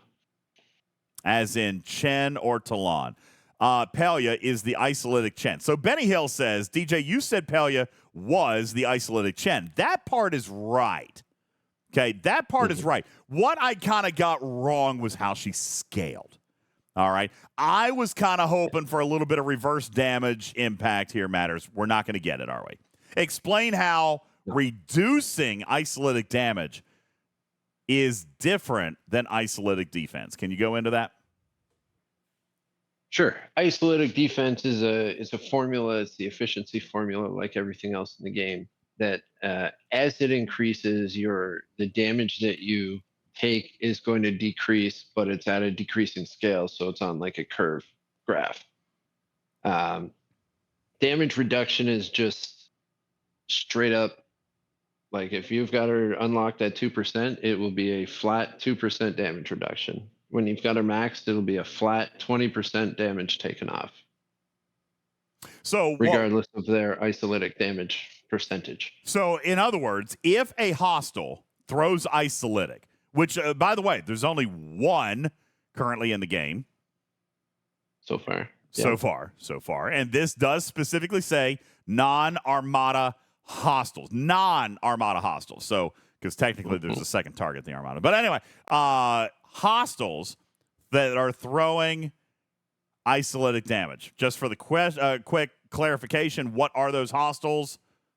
They are... We will call them Gorn. We will call them arguments. Gorn. Okay? They're Gorn. So, if Gorn hostiles are throwing isolytic damage, let's pretend that a Gorn ship is throwing 100,000 isolytic damage. And I have Pelia, just for easy math, I have Pelia maxed out at 20%. 100,000 comes off the shot. What am I actually going to get hit by? She will reduce 20,000, which is 20% of that 100,000, and you'll get hit by 80% of it. That's right. Okay. So I'm getting a 20% net reduction at max, and she's on the bridge. I feel like that is cool, but not cool enough. I like Pelia, for example, but I don't feel like that is worthy of a bridge spot, especially when we've got hostiles in the game at this current time that just don't deal a ton of isolytic damage, at this current time. I'm hoping she'll be more helpful in the future. Maybe we'll get something that has a low base damage, but like 10,000% isolytic damage. Then she'll be a lot more helpful. Ooh. Dragon Keeper says she's trash. Dragon Keeper, not everything is trash all the time. God! I think you just say that to get a reaction out of me. I think that's what it is. It's effective. I think he only That does never that just to let me scream his name. All right, I'm just saying. But you know what? I'm not going to call her garbage. I am going to say, very much like I said about James T, I don't really see a place for her right now. You know, not on the bridge. I feel like it's a little underwhelming on the bridge. However, I do want to point out, it is a net damage reduction. It is an isolytic Chen, just not as good as Chen. Right? Unless you did something crazy and old school. Perhaps like Picard Beverly Pelia. But why would you do that? Because there's not a hostile in the game yet that's throwing anything remotely close to like 100 or 1,000 or 10,000% isolytic damage. Like, it doesn't exist. But I mean, in all fairness, a Pike Moreau Pelia. God, that sucks. It's still only 44%. Am I doing my math right? 2.2 times 20? 44%. So she would get rid of roughly half the isolytic, which is not worth it, again, the game right now because the hostiles are not throwing a great deal of isolytic. You know. Mm-hmm. Don't forget, Chen gets 30% from research. Yeah, there's that initial 30%. So it's actually a bit more than 44 of what that she would Yeah, but I bet that reduce research net, doesn't affect isolytic. That research... Sure it does, because it changes their base damage, which it is changes what their the base damage, but it won't affect... So, yeah, it changes the base damage, so it'll lower the amount of isolytic by that percentage, but it's not a net reduction of isolytic, technically speaking. What if the hostile has extremely low regular damage and extremely upscaled isolytic damage where reduction of regular damage won't impact it much because it's, you know, single digit percent, like single digits where it's upscaled. It still will if they have 10, if they're only dealing 10 base damage and they have 1,000,000% or 100,000,000% isolytic damage, then the 30% from the research is still going to knock it down by 3 300. damage. Yeah, by 300 down to 7. Yeah, and then you could use the, but the 44% will come off of that 70%. But the 44 will come off of that 70%. Yeah. But I mean, if they do it to like single digit numbers and everything, the rounding might cancel out such reductions. I guess, yeah, if they did like 4. Game 4 Junior damage. says, I'm getting mixed messages. Are you telling me I should buy a Pelia pack or not? Actually, I'm not. Actually, I'm not. Okay? I am not. Because her officer ability... At least, okay, let's continue. To make her good. Yeah, exactly. Exactly. Just like I said about James T, I do not see a scenario in which she currently fits into my mold right now. Okay? Yeah. That being said, it's a lot easier to see a scenario in which James T can be useful than it is Pelia. All right? Because you would have to see Pelia, in order to make Pelia worth it, you would have to see a hostile with tens of thousands of % boost in isolytic damage. It's very, very niche, Stratolorian says. Now, I mean, technically, I said the same thing about James T. So you make your own call, all right? But personally, I see more utility in James T's abilities than I do in Pelia's. Although, absolutely, it is a little bit unfair to say because I made the same judgment about James T and said, well, you don't know what's coming, but I feel like he's going to be valuable eventually. And I can say the same thing about Pelia, but for some reason, I'm not as motivated to go get it. You know what I'm saying? Especially because she's going to provide synergy. That's right, Benny Hill. She could be the other side of James T's full synergy and it be really, really good. So I'm not telling you not to buy, okay? But I'm not telling you to rush out and buy it either. I'm not as hot about Pelia as I was about James T. I can see a scenario in which she will be useful. I know. I can see a scenario in which she will be useful. I'm just not 1,000% sure I see that manifesting into the game, at least not on the bridge. Let's take a look at her below deck ability matters. Strange New Worlds Pelia increases isolated defense by 10%, 100% at tier 5. I might point out this is an all across the board ability, including PvP. So let's talk about isolated defense matters and how it varies as compared to isolated damage reduction. As a matter of fact, Jules has been on the stage before and told me not to be so dismissive of isolated defense, especially not when we're looking at a potential 100% in a rare. Matters, break down isolated defense for us. The way isolated defense works is this just like an efficiency, like a cost efficiency. So whatever the incoming damage is, you divide it by 1 plus the sum total of all your isolated defensive boosts. How much isolated defense is present in the game today? Like possible? Yeah, I mean, like, what are most people? What are most people running with? 400. What do most people have? Jules, let's take a look at this chart that you have prepared for us, which is brilliant, by the way.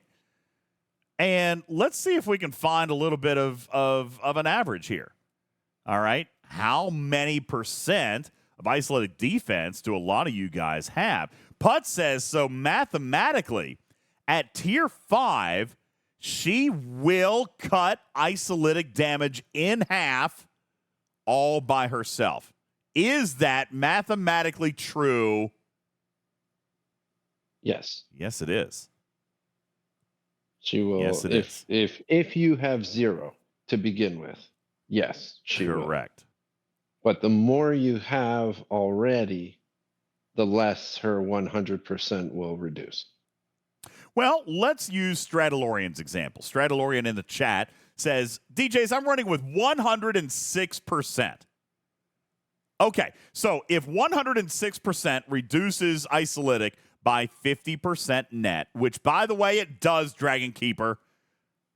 You're so grumpy with your math. You're grumpy about everything. 100% isolated defense will mathematically cut isolated damage in half. How do we know that that's the formula? Because you'll take isolated damage and you'll reduce it by 1 plus 1. All right? Because it's 1 plus the sum of bonuses. So in this case, we're going to take 1, add it to Stradalorian's 106%.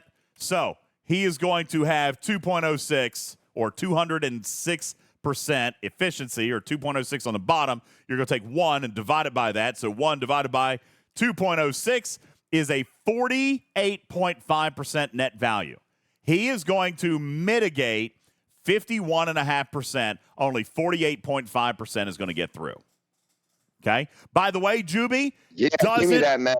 Doesn't matter. Juby says, but my opponent has 1,334% ISO damage. Guess what? Doesn't matter. Attention, Dr. Juby. It does not matter what your opponent has. He could have 5 gazillion % ISO damage. And your 100% isolated defense will still cut it in half.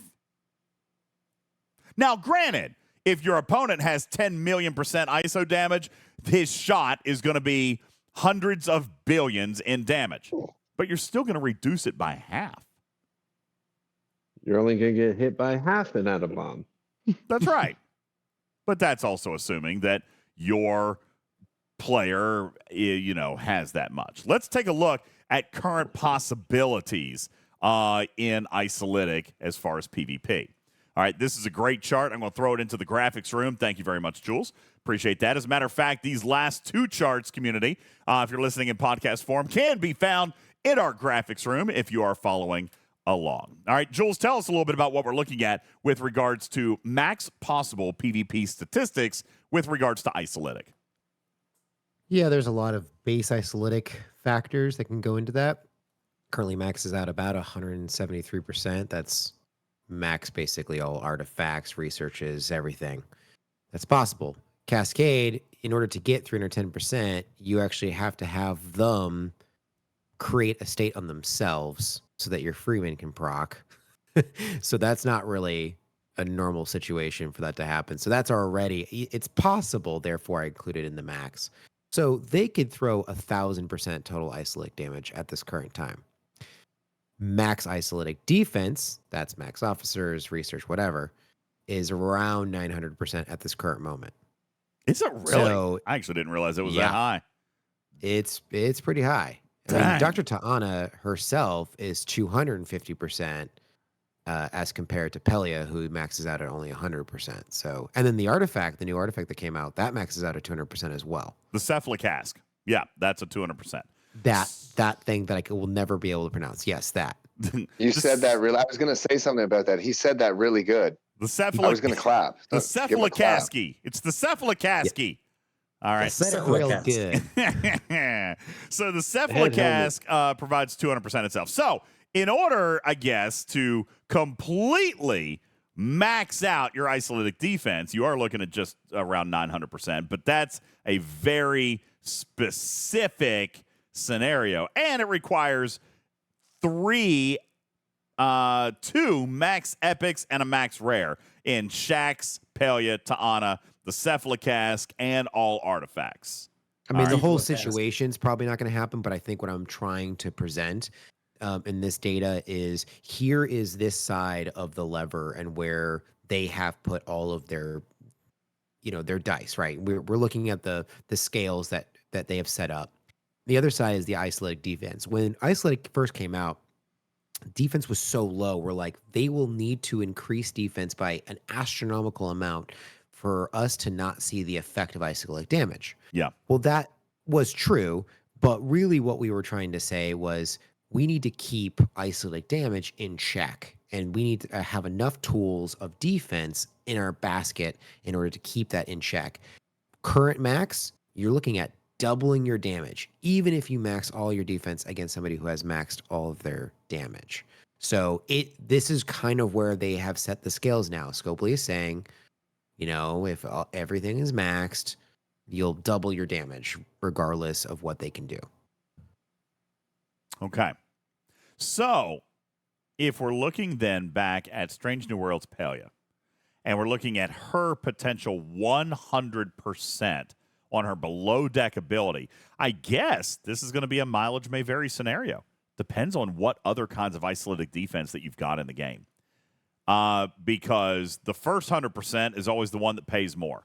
A minute ago, I demonstrated that if you had 100% isolitic defense, then you are basically dividing it by 1.2 and you're reducing the damage by 50%. But what if you had 200% isolitic defense? Well, now you're dividing it by 1.3, all right, or dividing 1 by 3. So it's not like before with the first 100%, 50% is getting through. Now with the second 100%, 33% is getting through. Okay? If we did it 1 divided by 4, 25% is getting through.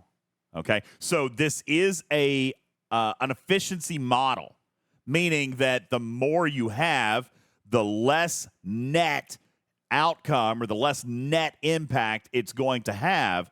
But that's not necessarily still a bad thing when you're talking about your opponent potentially having 1,000% potential isolitic damage, right? If we got your total isolitic defense to 500%, then you're still only allowing 16.7% of the total isolitic shot come through. Now, the reason that you could still be obliterated by that is because with isolitic damage being 10x, you get a G6 player that throws a 2 billion powered shot, then you multiply that by 10, he's got a 20 billion power shot.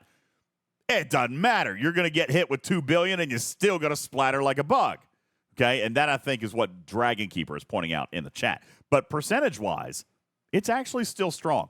I like Pelia's her lower deck ability, especially since it is a lower deck slot, and you can pretty much always have her there. But then we come back and we face the same age-old question: do you have the underdeck space for her?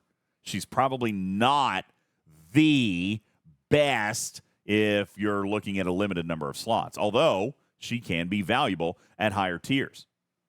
I mean, you got to think, if you're running 500% isolated defense, Jules, you're actually mitigating almost 85% net of the isolated shot. That's not small. It's really not. But isolatic is still a huge factor in this game. And as you can see from the chart that we put in the graphics room, this is absolutely an efficiency model. And it does suffer from the law of diminishing returns, which means defense over time will have to be scaled at a higher percentage, and it will still continue to provide us less of a net impact as time goes on. I think Pelia would have been great at maybe 200% isolated defense below deck. But, you know, that takes value away from the Cephalocask. It takes value away from Dr. Ta'ana, who's only 250%, and she's an epic. So, you know, I get why they balanced it the way they did. So let me come back, Matters. Now that we have accurately broken down Pelia, is she worth buying? She is for purchase only right now, at least without, I mean, if you want her this month. Now, granted, she is in the Eviscerator Refinery, which is why I keep coming back and praising that loop. She is in the Eviscerator Refinery. You can grind her out. Right here, her free-to-play path is already established. Are her abilities worth fast-tracking with cash? Not to me, personally, but that's not to say that she wouldn't be for anybody.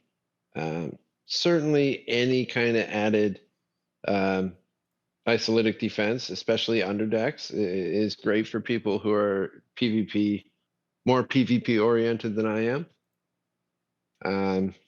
So I mean, if someone doesn't mind spending and they've got more money to spend than I do, and they like fighting other players more than I do, then yeah, why not? Personally, for me though, especially considering there is already sourcing for it in the game, not something I'm going to be spending money on. No. I think Herps has a good point. I don't think Ta'ana is easily sourced. And the fact that she's an epic and Pelia is a rare, we know that the valuation for epics are usually, 4 times more expensive per tier? At least 3 times, yes. At least 3 times. And Ta'ana is 2.5 times more effective, but not really being sourced and more expensive. Therefore, if you're trying to invest in officers that give you isolated defense, she is actually a better value. This actually comes back and reminds me, guys, of how you guys valued Ent-E Data over Janeway, who basically did the exact same thing, right? And I look at Pelia and Ta'ana the exact same way. Ta'ana has terrible sourcing. Pelia has sourcing, and she's going to be comparably cheaper to get to an effective value as compared to Ta'ana.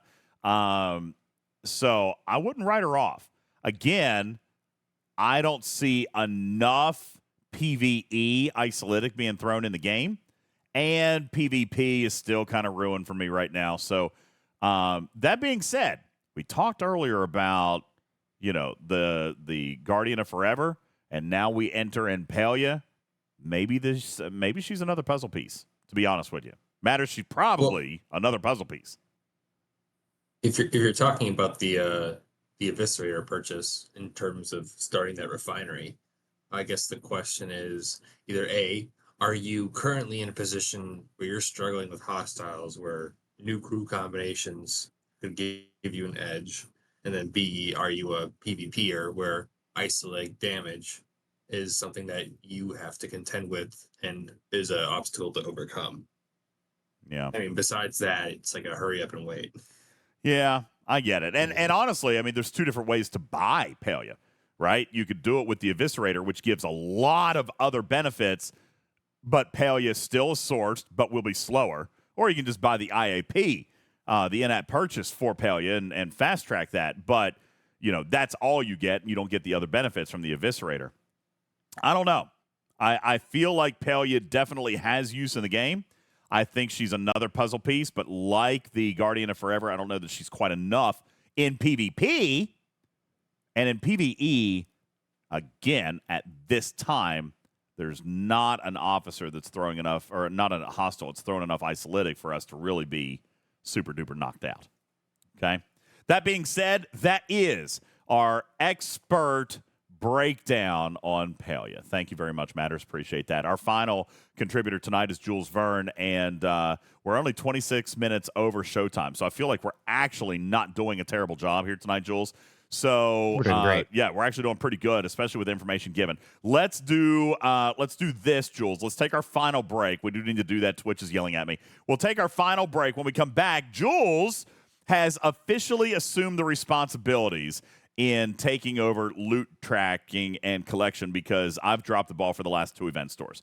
I haven't done it.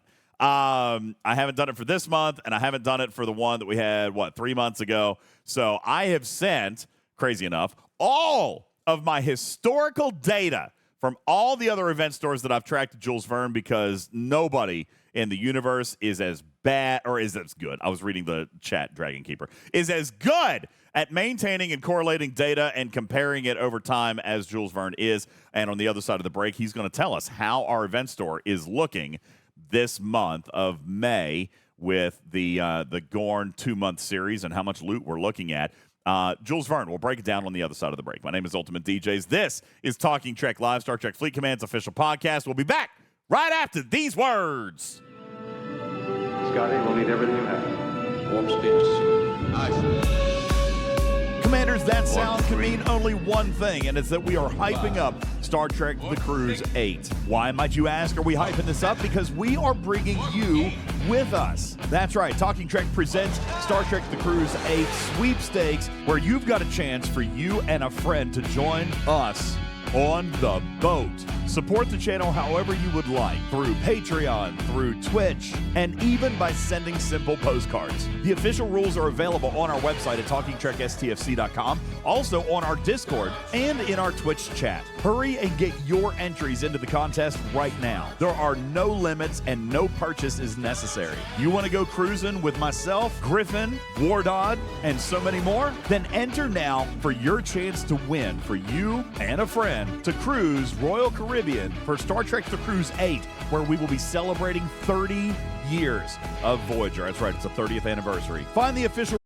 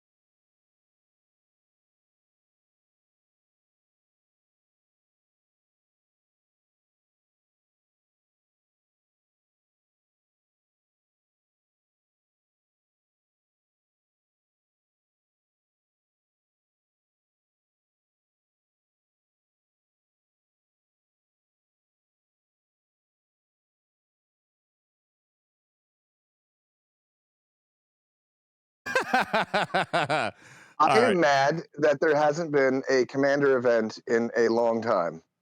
Oh, that's easy. You want to know why? They I haven't know why, released a because commander. That's okay. I've unlocked many Who multiple cares? commanders since they. Well, that just shut me up. I was responding to DJ in response to who cares about there hasn't been a commander. That's not an excuse to not release the event. I don't necessarily disagree, but I don't know. Actually, there is an argument for it. To be perfectly honest with you, there's an argument for launching a Fleet Commander event. Because they do actually continue to run artifact events. As a matter of fact, surprise, Scopely announces today that there will be an artifact hunt event that actually launches this weekend. That will be starting, let me see. Uh-oh. Did I just read news that I wasn't supposed to read? Mad.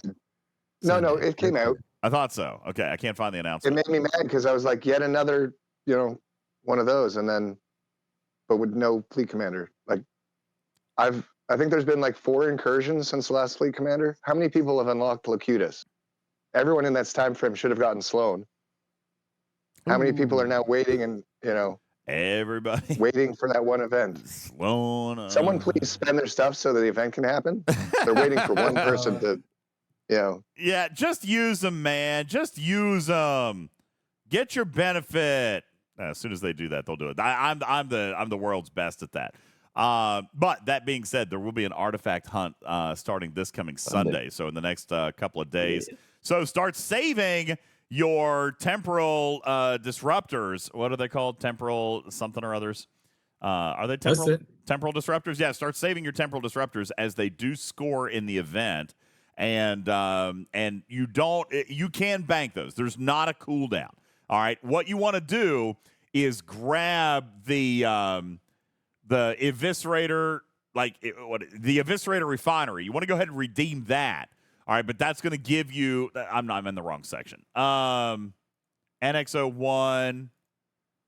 No. What are you looking for? The temporal things.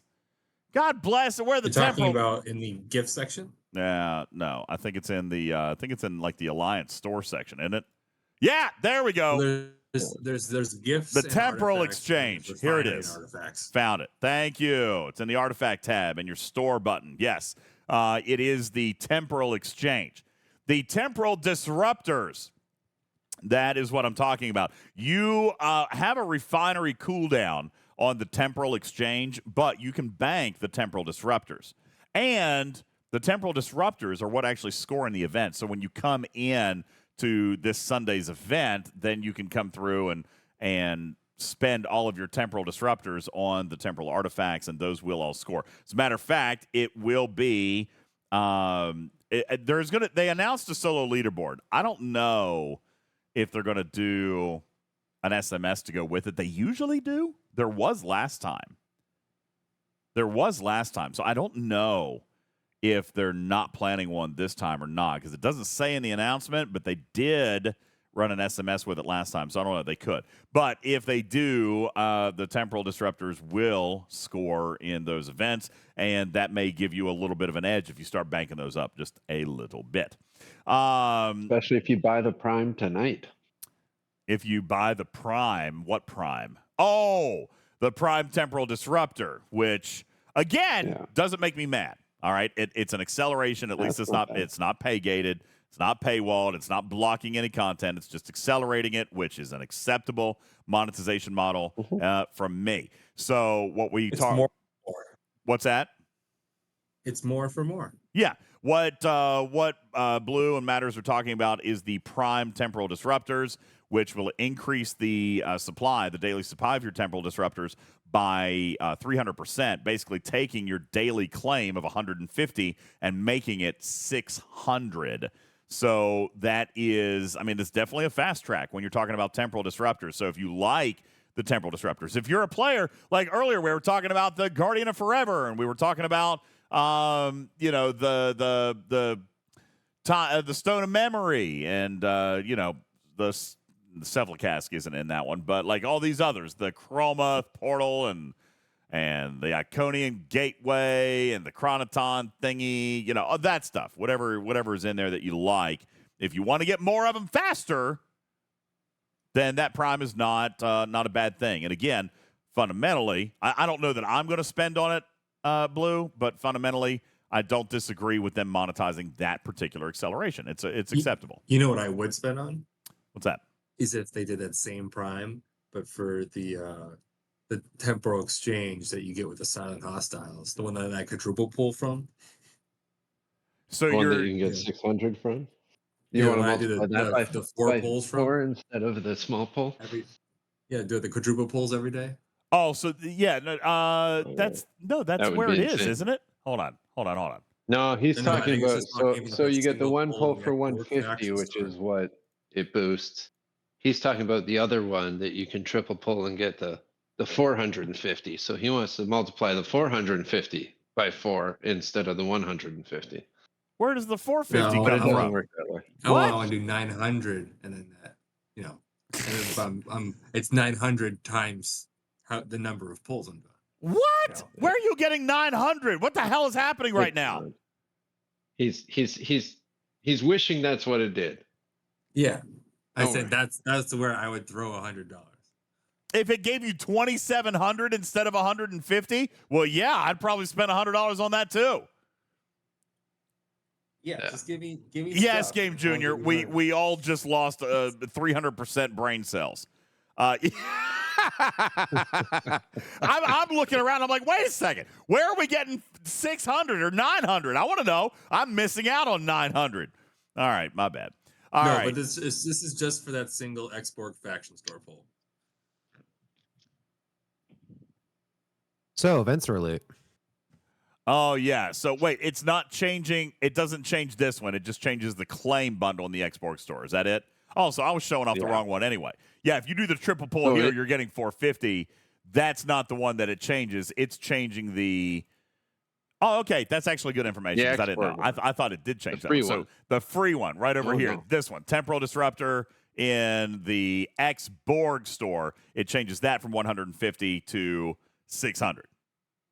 Scopely also so it increases your total amount of temporal disruptors per day by 75%. By 450 net. Yeah, you get 450. Yeah. All right, Shiz. Right now you get 600 total between the two. You'll get an extra 450. So 75% more. It is almost 1 o'clock my time. I'm tired. I will say, with the officers, Scopely's math gets a little wonky when it comes to stuff that requires no effort to acquire. That's fair. Like they value that a little weirdly. That is fair. Okay. But again, still not a bad model. All right. I mean, you're going up 450 a day. It's an acceleration of a currency. It's already in the game, so I'm okay with it. All right. Now, I do want to come back and check in with Jules. He's bringing up the caboose tonight. Jules, good evening to you. Sorry, didn't mean to green room you until the very end, but you've got one of the hottest topics on the shelf. One of the hottest topics on the docket, which is event store loot. Give us a little bit of analysis. We have, of course, I've turned all my data over to you. I don't even know really what the average is considering the last two event stores. I would imagine that we are still probably in that mid 400 range as far as average, like 440, 450, somewhere in there, as far as free-to-play average. That's interesting. So go ahead into the circle, and I've linked to you the document. Ooh. You can bring it up on screen. We have a document. Now, wow, you already made a document. I sent you that spreadsheet like an hour, not even an hour before the show started. Yeah. Might as well have been in a week. Good Lord. Yeah. Look at that. Okay, he's already done it. He only had time to edit it, correlate, color it, and like 3 times. I sent it to him less than 60 minutes before tonight's show started. You are unbelievable, my man. All right, so that's crazy. All right, tell us what we're looking at here, man. Okay, well, I just took the event calendar because I didn't track this from day one. So I took the event calendar that they posted and listed it all out, added in the events that they've added. I think we've got the launch gift that came in the actual game, and then the web store launch code, which gave an additional, I can't remember if it was 24,000 or 30,000. I believe it was 24. That's correct. Yeah, I think it was 24. Okay. And then I broke this out. So color coded green is free to play. Yellow is, or the color of Latinum is paid loot. So you'd have to actually buy a pack for that. We have what we would consider ALBs if you're in top 25 alliance. Yep. And I even included top 50 in SLBs. I did not include that in the free to play loot. Okay, I was going to say, I never counted solo leaderboard loot. And I didn't do it here, but I wanted to kind of just show off the number of solo leaderboards. And then ALB top and SLB top, so we can kind of get a sense of where all of the loot is actually coming from. So, in other words, he did everything that I did in a fraction of the time, prettier, and massively better than anything I've ever done in my entire history of data collection. Thanks, Jules. All right, fantastic. You're welcome. In 3 hours. Yeah, he's got it. All right, what we're going to do. In your defense, DJ, Jules is really in the zone at the moment when it comes to charting. Say so. All right, for those in podcast. So I am trying to get all the charts done. Yeah. Wait, what? What? I may have a new job soon, so I'm trying to get all the charts done that I can while I still have some paternity leave. Oh, well, congratulations. Wait, you started, like, you're changing jobs? Possibly. Oh. I applied. I'm in the 3rd round interview, so this is possible. And don't it's going to leave us, Jules! All right. Are you still within the time frame that you can get new paternity leave from the new? No. No, that would be done. That would be funny. All right, in the graphics room podcast audience, there is a link to yet another new amazing Blue and Jules spreadsheet, Google sheet, and this one is events. This is yours, man. This is yours because I haven't changed anything else on here. I'm going to try to finish out your December 23 because you kind of just stopped halfway through, and then. You guys got to remember, and then in make December, an overview page. In December, my crazy depression and then new job and I didn't play and there was all that stuff. Is it weird that I know it was December 14th that you stopped? No, because you now have the chart. Hey, listen, everybody, it's completely documented. He knows the date that I stopped giving a damn about life. All right. I mean, seriously, he's got the date on which I needed to increase my dosage of Prozac by a lot. December 14th. Spreadsheets are powerful. Just telling you. Yeah, the chart's there and everything. Facts. All right, there you go. So December 14th, that's when I stopped giving a crap. All right, that's actually really funny. So a couple of things I want to point out here. This free-to-play loot looks incredibly low. But it doesn't, I don't know about anybody else, but personally, I don't feel like this has been a low-paying month. One thing that I was doing as I was going back through this is there's not as much emphasis on solar leaderboard loot in the past. I feel like they're really trying to source a lot of their events or currency through solar leaderboards. Yeah, the payouts are higher per event. There's more of them. The same ones run multiple times. And I would venture to say that some of these aren't true grinders events. Like the Gorn status report, how many Gorn can you hit? Doesn't matter if you bought the ship or not. I mean, that's true. There are a couple of grinders. I did ones. like how they did week 2 during the PvP event, or at least the war. That was good. Yeah. Yeah, there are a lot of SLBs in here. There's definitely not a doubt about that. They also removed all of the loot from the normal tickets and put a third of it into the rare ticket. So they kind of can move where the loot was actually, not that gives it any less value because they are paying massive resources. I don't know, man. There are players out there who save their tickets for event store months. You know what I'm saying? I did. Yeah, and I actually have gone on record in the dev chat. That's not been something I've been a fan of. I have noticed that as well. I like doing tickets in event store months. So, now granted, tickets are not technically free to play, although we would have picked 9 events. So let's say that a ticketed event had what? 9,000 or 8,400 loot. Okay, 8,400, is that fair? As a matter of fact, I think it was 9. I think it was 9,000 per event. So you would get 27,000 for free. Well, each here in December, it was 9,000 per event. So that was 27,000 per weekend. 3 weekends. Yep. There's 90,000 loot right there. Go back to Voyager, part 4. Ticketed events, 9,000. You got 1 free per day, 9 days. All right, that's 27 and then 54 and then what? 81,000. That's 80,000 loot that we are missing this month out of ticketed events. Now, got to be honest with you. You take this 270, you add 80 to it. All right, now you're at 350, and you only need a couple of events to push you up. As a matter of fact, we've got one SMS down here that we do not have a calculation yet on. And we're not finished with the month. We still have a couple of other events and a couple of other things that are gonna possibly, potentially pop out here. So I believe, and I have been vocal about this, I believe that removing the loot from the tickets was not a good move. I do not like that. But I am here to tell you guys, if this event store comes in 100,000 loot lower, it is simply singularly because of ticketed events. And I, by the way, am meaning free to play.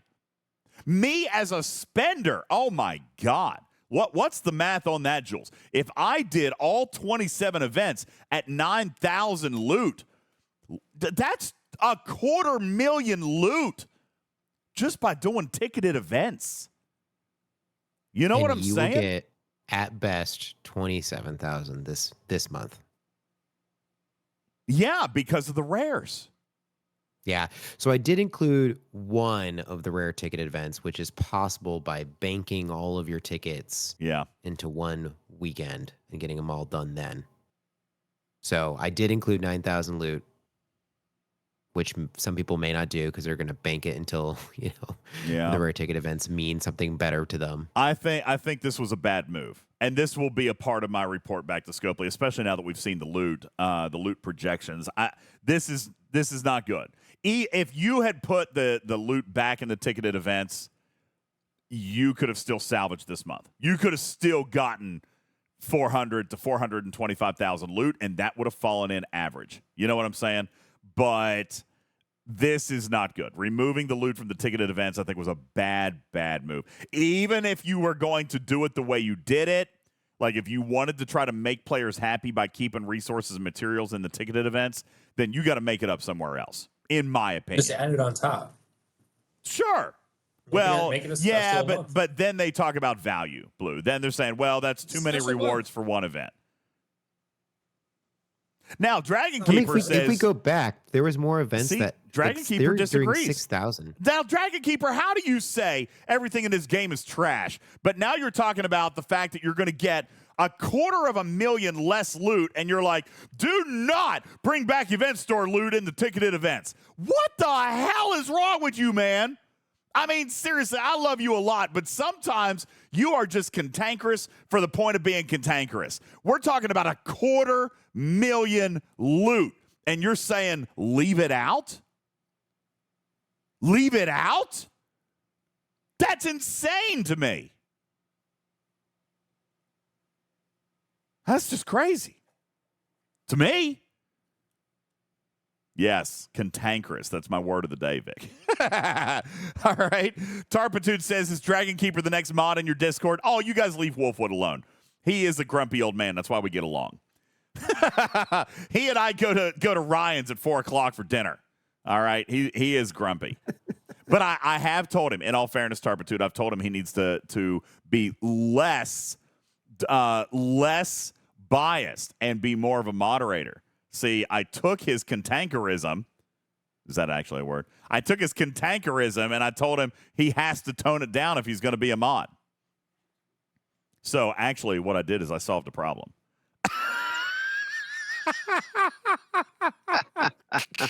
Interesting. I'm kidding. All right. Anyway, that's right. Glitch fixed. All right. So anyway, yeah. event store loot projections are down, and I am very, very disappointed in it. You're right, Divine. 250,000 loot would get me a max chapel. Instead, I'm going to be short. I will not at all happy. And now seeing this quantified, Jules, sorry, Blue, seeing this quantified this way, 250,000 loot down, I'm actually even more angry about it now. All right, go ahead, Blue. I will say, in terms of this trend of the valuation, in terms of that's not how they're worried about how they're going to value things. I will say, as of this moment, I believe there are 72 epic officers in the game. An epic officer is about $400 in value to simply unlock, and that is about just under $29,000. So I am with the simple scale of what has come out since the inception of that value. I think it doesn't hurt to revisit and tweak based on this, based on the live scale that you come across in the evolving game. Yeah, I get it. Now, I see this in the chat. Cruzito agrees with Dragon Keeper. Matson materials or Matson resources are better than event store loot. You know who says that? G6 players. That's it. Or maybe very late G5 players. Even I, at Ops 57 now, truthfully still a 56, but I still like the event store. Why? Because I don't buy everything. And I'm not saying that disrespectfully. I'm just saying I get it. If you're G6, you spent a lot. You probably buy a lot along the way. And you probably, again, it's not a new complaint. G6, or the leading edge, it used to be G5, then it used to be G4. The leading edge of the game has always said that the event store provides them no value because they've essentially bought everything that's in the event store. But for the rest of the community, people who don't, and I'm not saying this disrespectfully, but for the people who don't buy everything, there's stuff in the event store for us. Even me, I want Chapel. I did not spend $500 or $600 on Chapel, but I knew I could do it in the event store. And actually, now I'm not sure I can, Jules.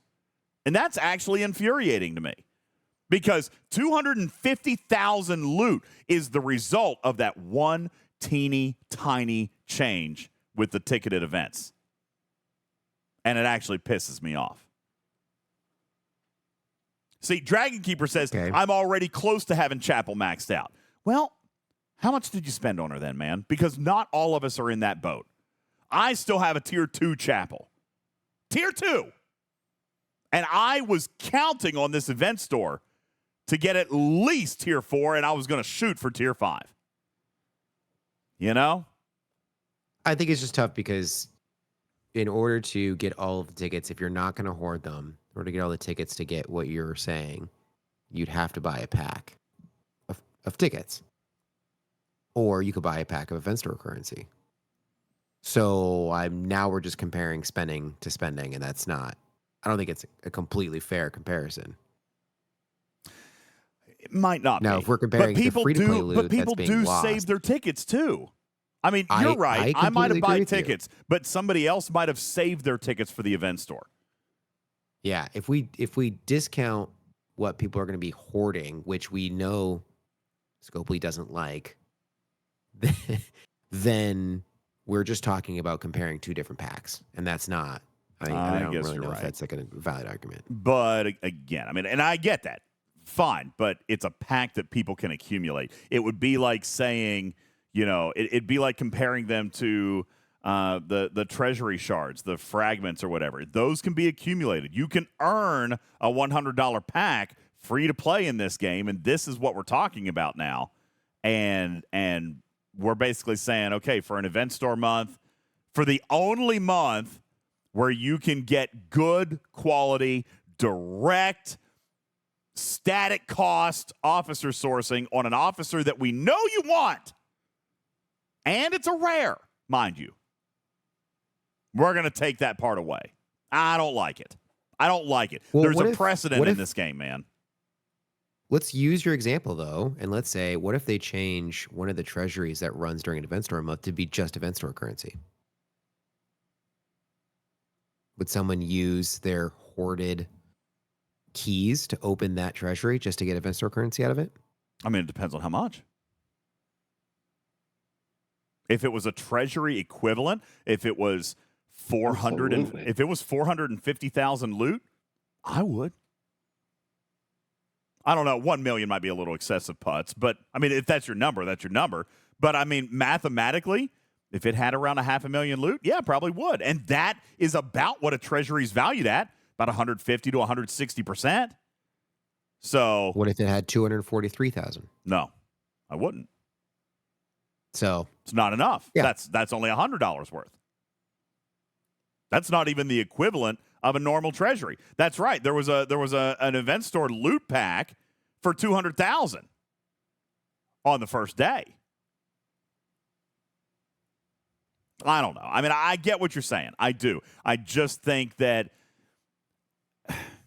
it is, and I don't want to say the word disrespectful, and I'm not going to say slap in the face. I just think it's very disappointing to players who have used event stores for rare officer sourcing like we have taught for 4 years in this game. And I think it's disappointing to players that they have unexpectedly cut off 250,000 loot in what their valued stockpiling could have provided them. I mean, again, if you were saving tickets to come into this month, they cost you 243,000 loot. And 243,000 loot, Jules, is 120 rare officer shards.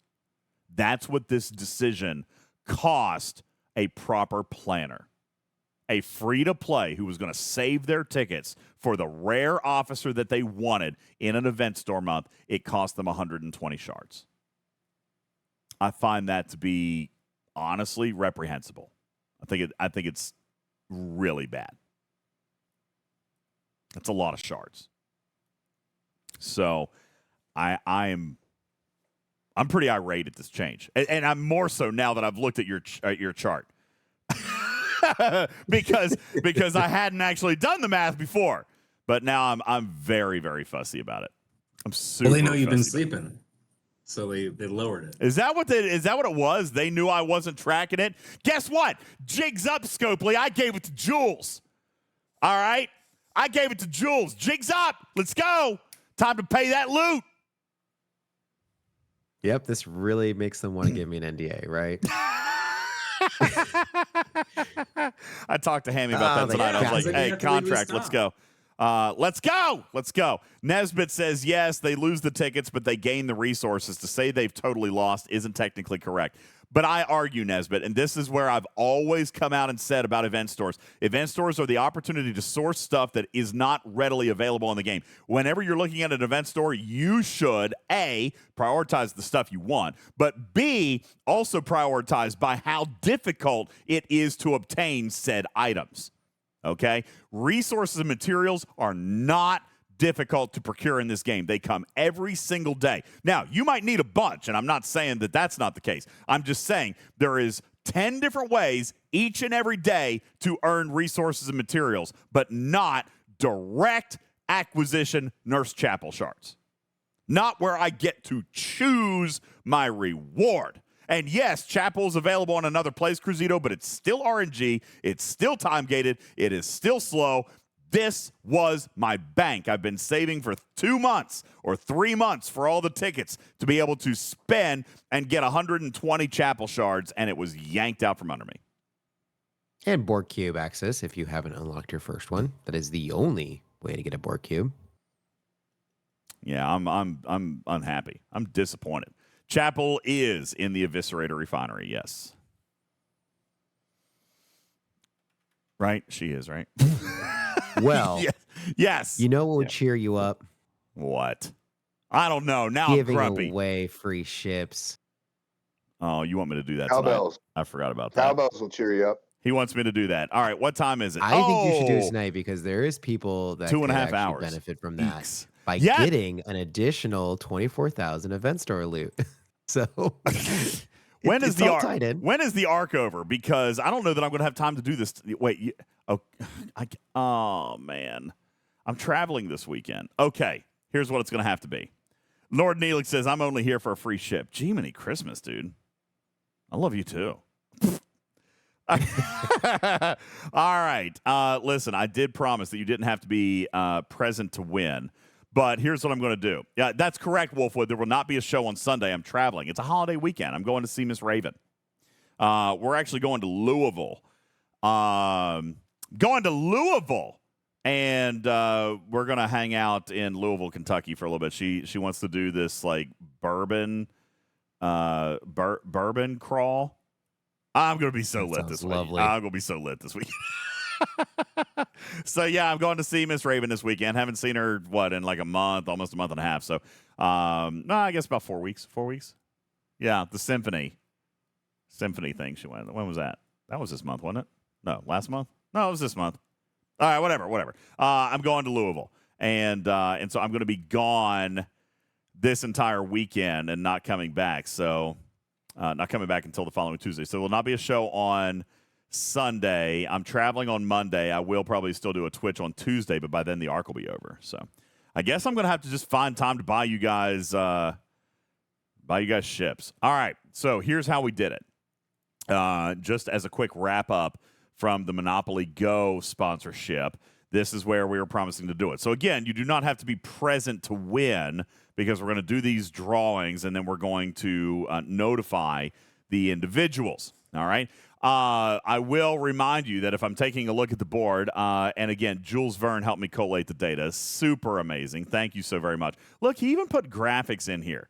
Okay. He put, oh, crap. There we go. He put graphics in here like who completed board 2. There were 25 people that completed board 2 that didn't complete board number 11. 138 people completed board 11. And by the way, this is disgusting. There were, as a matter of fact, and I don't want, that's rude. I shouldn't say disgusting. But let me just say that there were players who clearly spent a couple dollars. Okay? Clearly spent a couple dollars. MeWow made it to board 115. Holy crap! Jeff made it to 160. Agent XP went to board 190, and congratulations to Mosher. Mosher, you spent $1 or $2, okay? Listen, no, Vic, these were new activations, okay? These were new activations, and I know, I'm sorry, I have not, okay, in fairness, I just now realized this is not a shareable sheet, is it, Jules? I can't share this sheet. So nope, do not share that sheet. I cannot share this sheet. I'm sorry. And podcast audience, I'm showing some stuff on screen, but there is private data in here, and I can't make the sheet public, so I apologize. I just now realized you guys can't see it. But here, I'll put a couple of the graphics in the graphics room. I'll just grab a couple of screenshots. Boom, there's that. And I'm going to make fun. And I'm not going to make fun, by the way, because it's people like this that actually make the companies willing to do these sponsorships for us. Okay, so in all fairness, like I'm teasing because they obviously enjoyed the game a little bit. All right, they obviously enjoyed the game a little bit there, Jules, because they were willing to kind of invest in it and play it a little bit aggressively. All right, but that's exactly why these companies offer us these promotions, is because they're hoping that players like it, keep playing it, spend a little bit of money on it. I mean, that's just how it works, all right? That's the nature of these sponsorships, is really just exposure and marketing. So yeah, MeWow says now everyone's going to friend me on Monopoly Go. There you go. Nice job. And by the way, we checked it out. These were new activations. So MeWow did 115 boards in 7 days. I mean, that's impressive. Mosher did 224 boards in 7 days. I mean, damn. And now, Killer says, now DJs can't say that Scopely's never paid him a dime. That's true. That is possibly true. Scopely has now paid me. All right. That's true, meanwhile. The game autoplays. I like it, too. I like it. The game autoplays. Lord Neelix says he's still playing it. All right. So there you go. Mimi says, don't worry. The vast majority of people got to board 11 and promptly uninstalled. There were a number of players that got exactly to board 11. As a matter of fact, Jules counted that as well. 58 out of our 138 completions stopped right at board 11. I love that. That is my favorite stat. Because you got there and you're like, I could keep playing, but no, I'm going to uninstall. 58 people made that exact 58. decision. I submitted the form. Peace. Get eviscerated, bitches. All right, like rolling. All right, so very, very good. Thank you guys all for the amazing support. So what was promised, Jules, was that everybody who completed board number 2 got 10 free entries into the Talking Trek Cruise sweepstakes. So these 25 players who finished board 2 but not quite board 11, congratulations. Each of you got 10 entries. That's 250 free entries into the Talking Trek Cruise sweepstakes. In addition to those 10, Jules, everybody who finished board 11 got an additional 25 entries. So out of the 163 submissions, 138 of those players are going to receive 35 total entries into the cruise sweepstakes. So we're looking at 100. What was it? 138. Yeah, 138 times 35. 4,830 entries into the cruise tonight. Now, you tell me free-to-play doesn't have a real shot at winning this thing. That's right, Samo. 4,830 entries into the cruise sweepstakes. Now, that sounds like a lot, but there's already thousands in there. All right, there's already thousands in there because it's so easy to enter. Everybody who supports the show, all the subs and the Patreon and all this and other stuff. All right, that's it. All right, they're all going to be sad when my one ticket wins. That's right, and that's right, Guru. It only takes one to win. All right. Well, here was 4,830 that got entered, and I thank you guys, the 138 people who got 35 entries. And for that reason, we wanted to push that number, Jules. So 138 people now are eligible to win one of 3 Gorn Eviscerators. That's right. What we did then is we come into our filters. And we announced that anybody who finished board 11, those 138 people, they are eligible to win not 1, 2, but 3 Gorn Eviscerators that we're going to give away here tonight. So, as we most normally do, Jules, I feel like we're going to do a 3-2-1 win, right? Isn't that what we normally do? As a matter of fact, Jules expected my crass way of giving things away, and he already added my randomizer. He knows the way I give stuff away.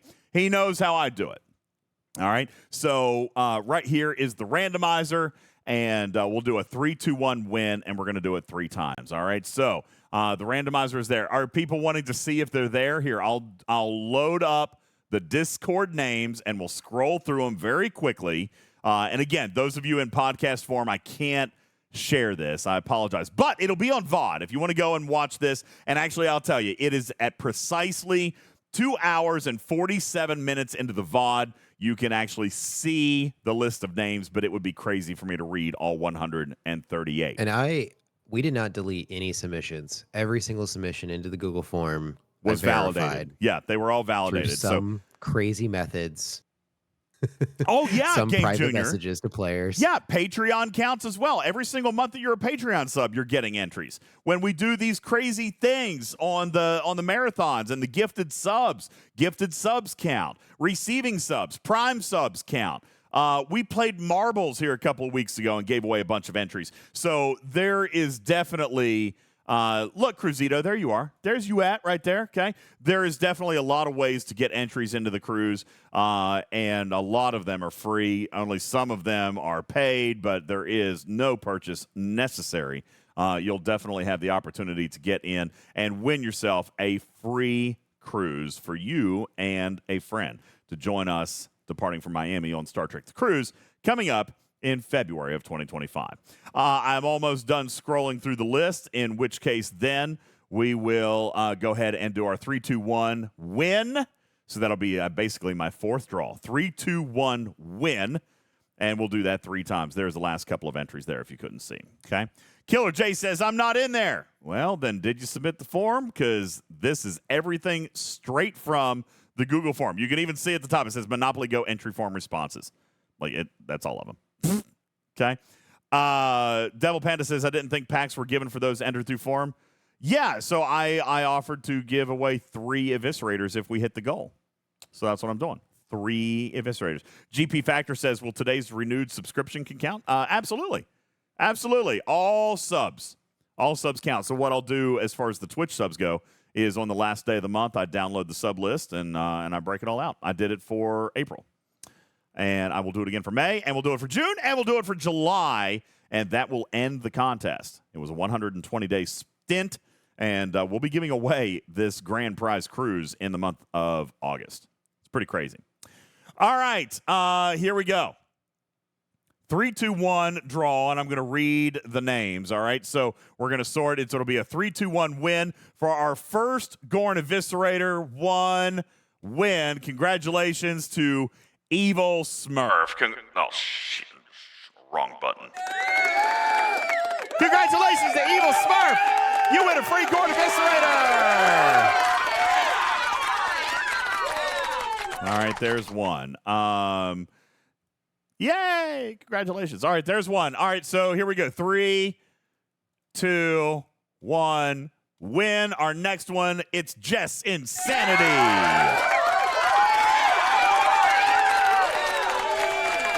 Congratulations. It's Jess Insanity hooking up with a free Gorn Eviscerator. And our third Gorn Eviscerator going to 3, 2, 1, win. Holy Hoya. Congratulations to you, Holy Hoya.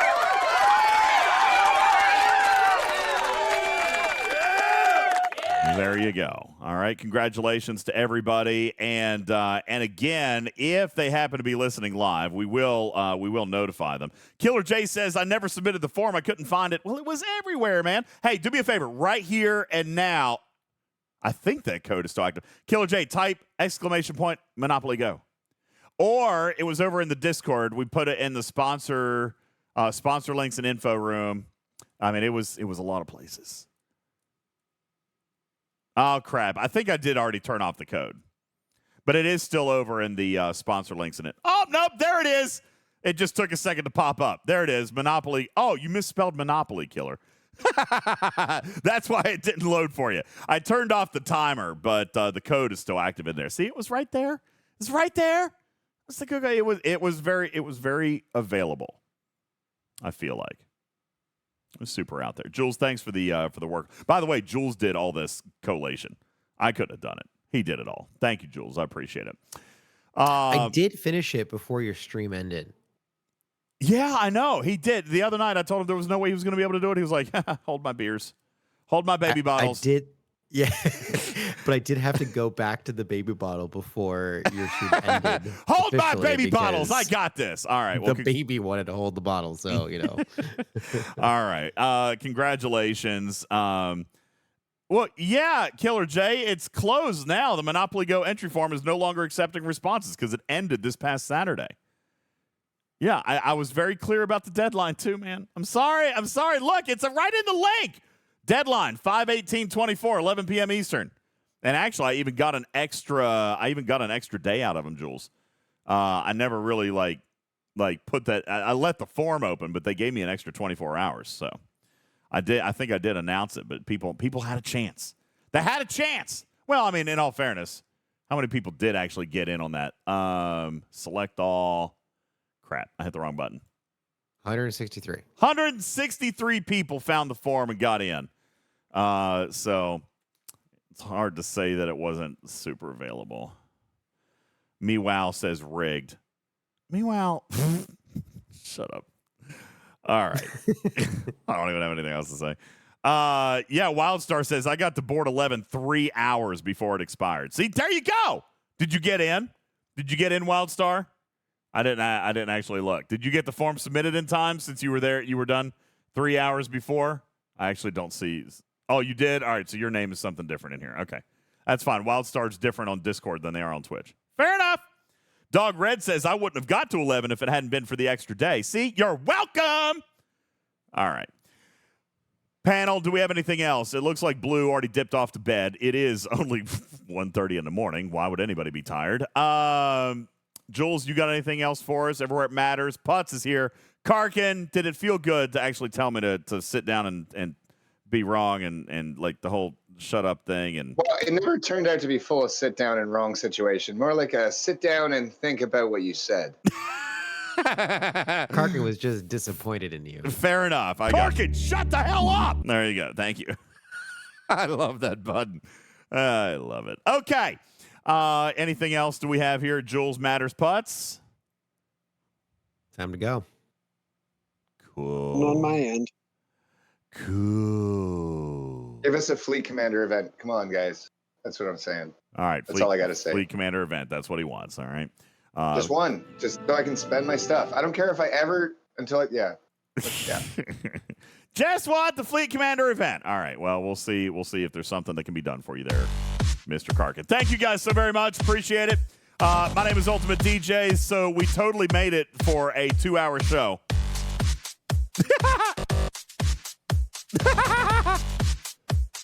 1:30 in the morning.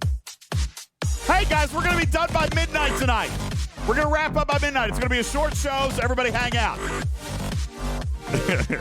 I appreciate you guys. Ross says it was a fun show. I'm glad you guys enjoyed it. Thank you guys very much.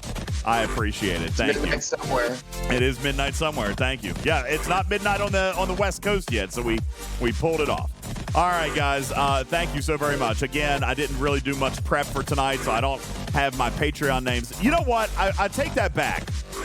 I'm going to pull up the Patreon names because I did actually update them, Adam. And Adam says that I haven't updated them in a hot minute, but he was the only one that updated his name. So I'll go ahead and read them. I'd like to invite you to visit our website at TalkingTrekSTFC.com. Click on the top. Join our Patreon. And by the way, doing so actually still gets you entries into our cruise contest.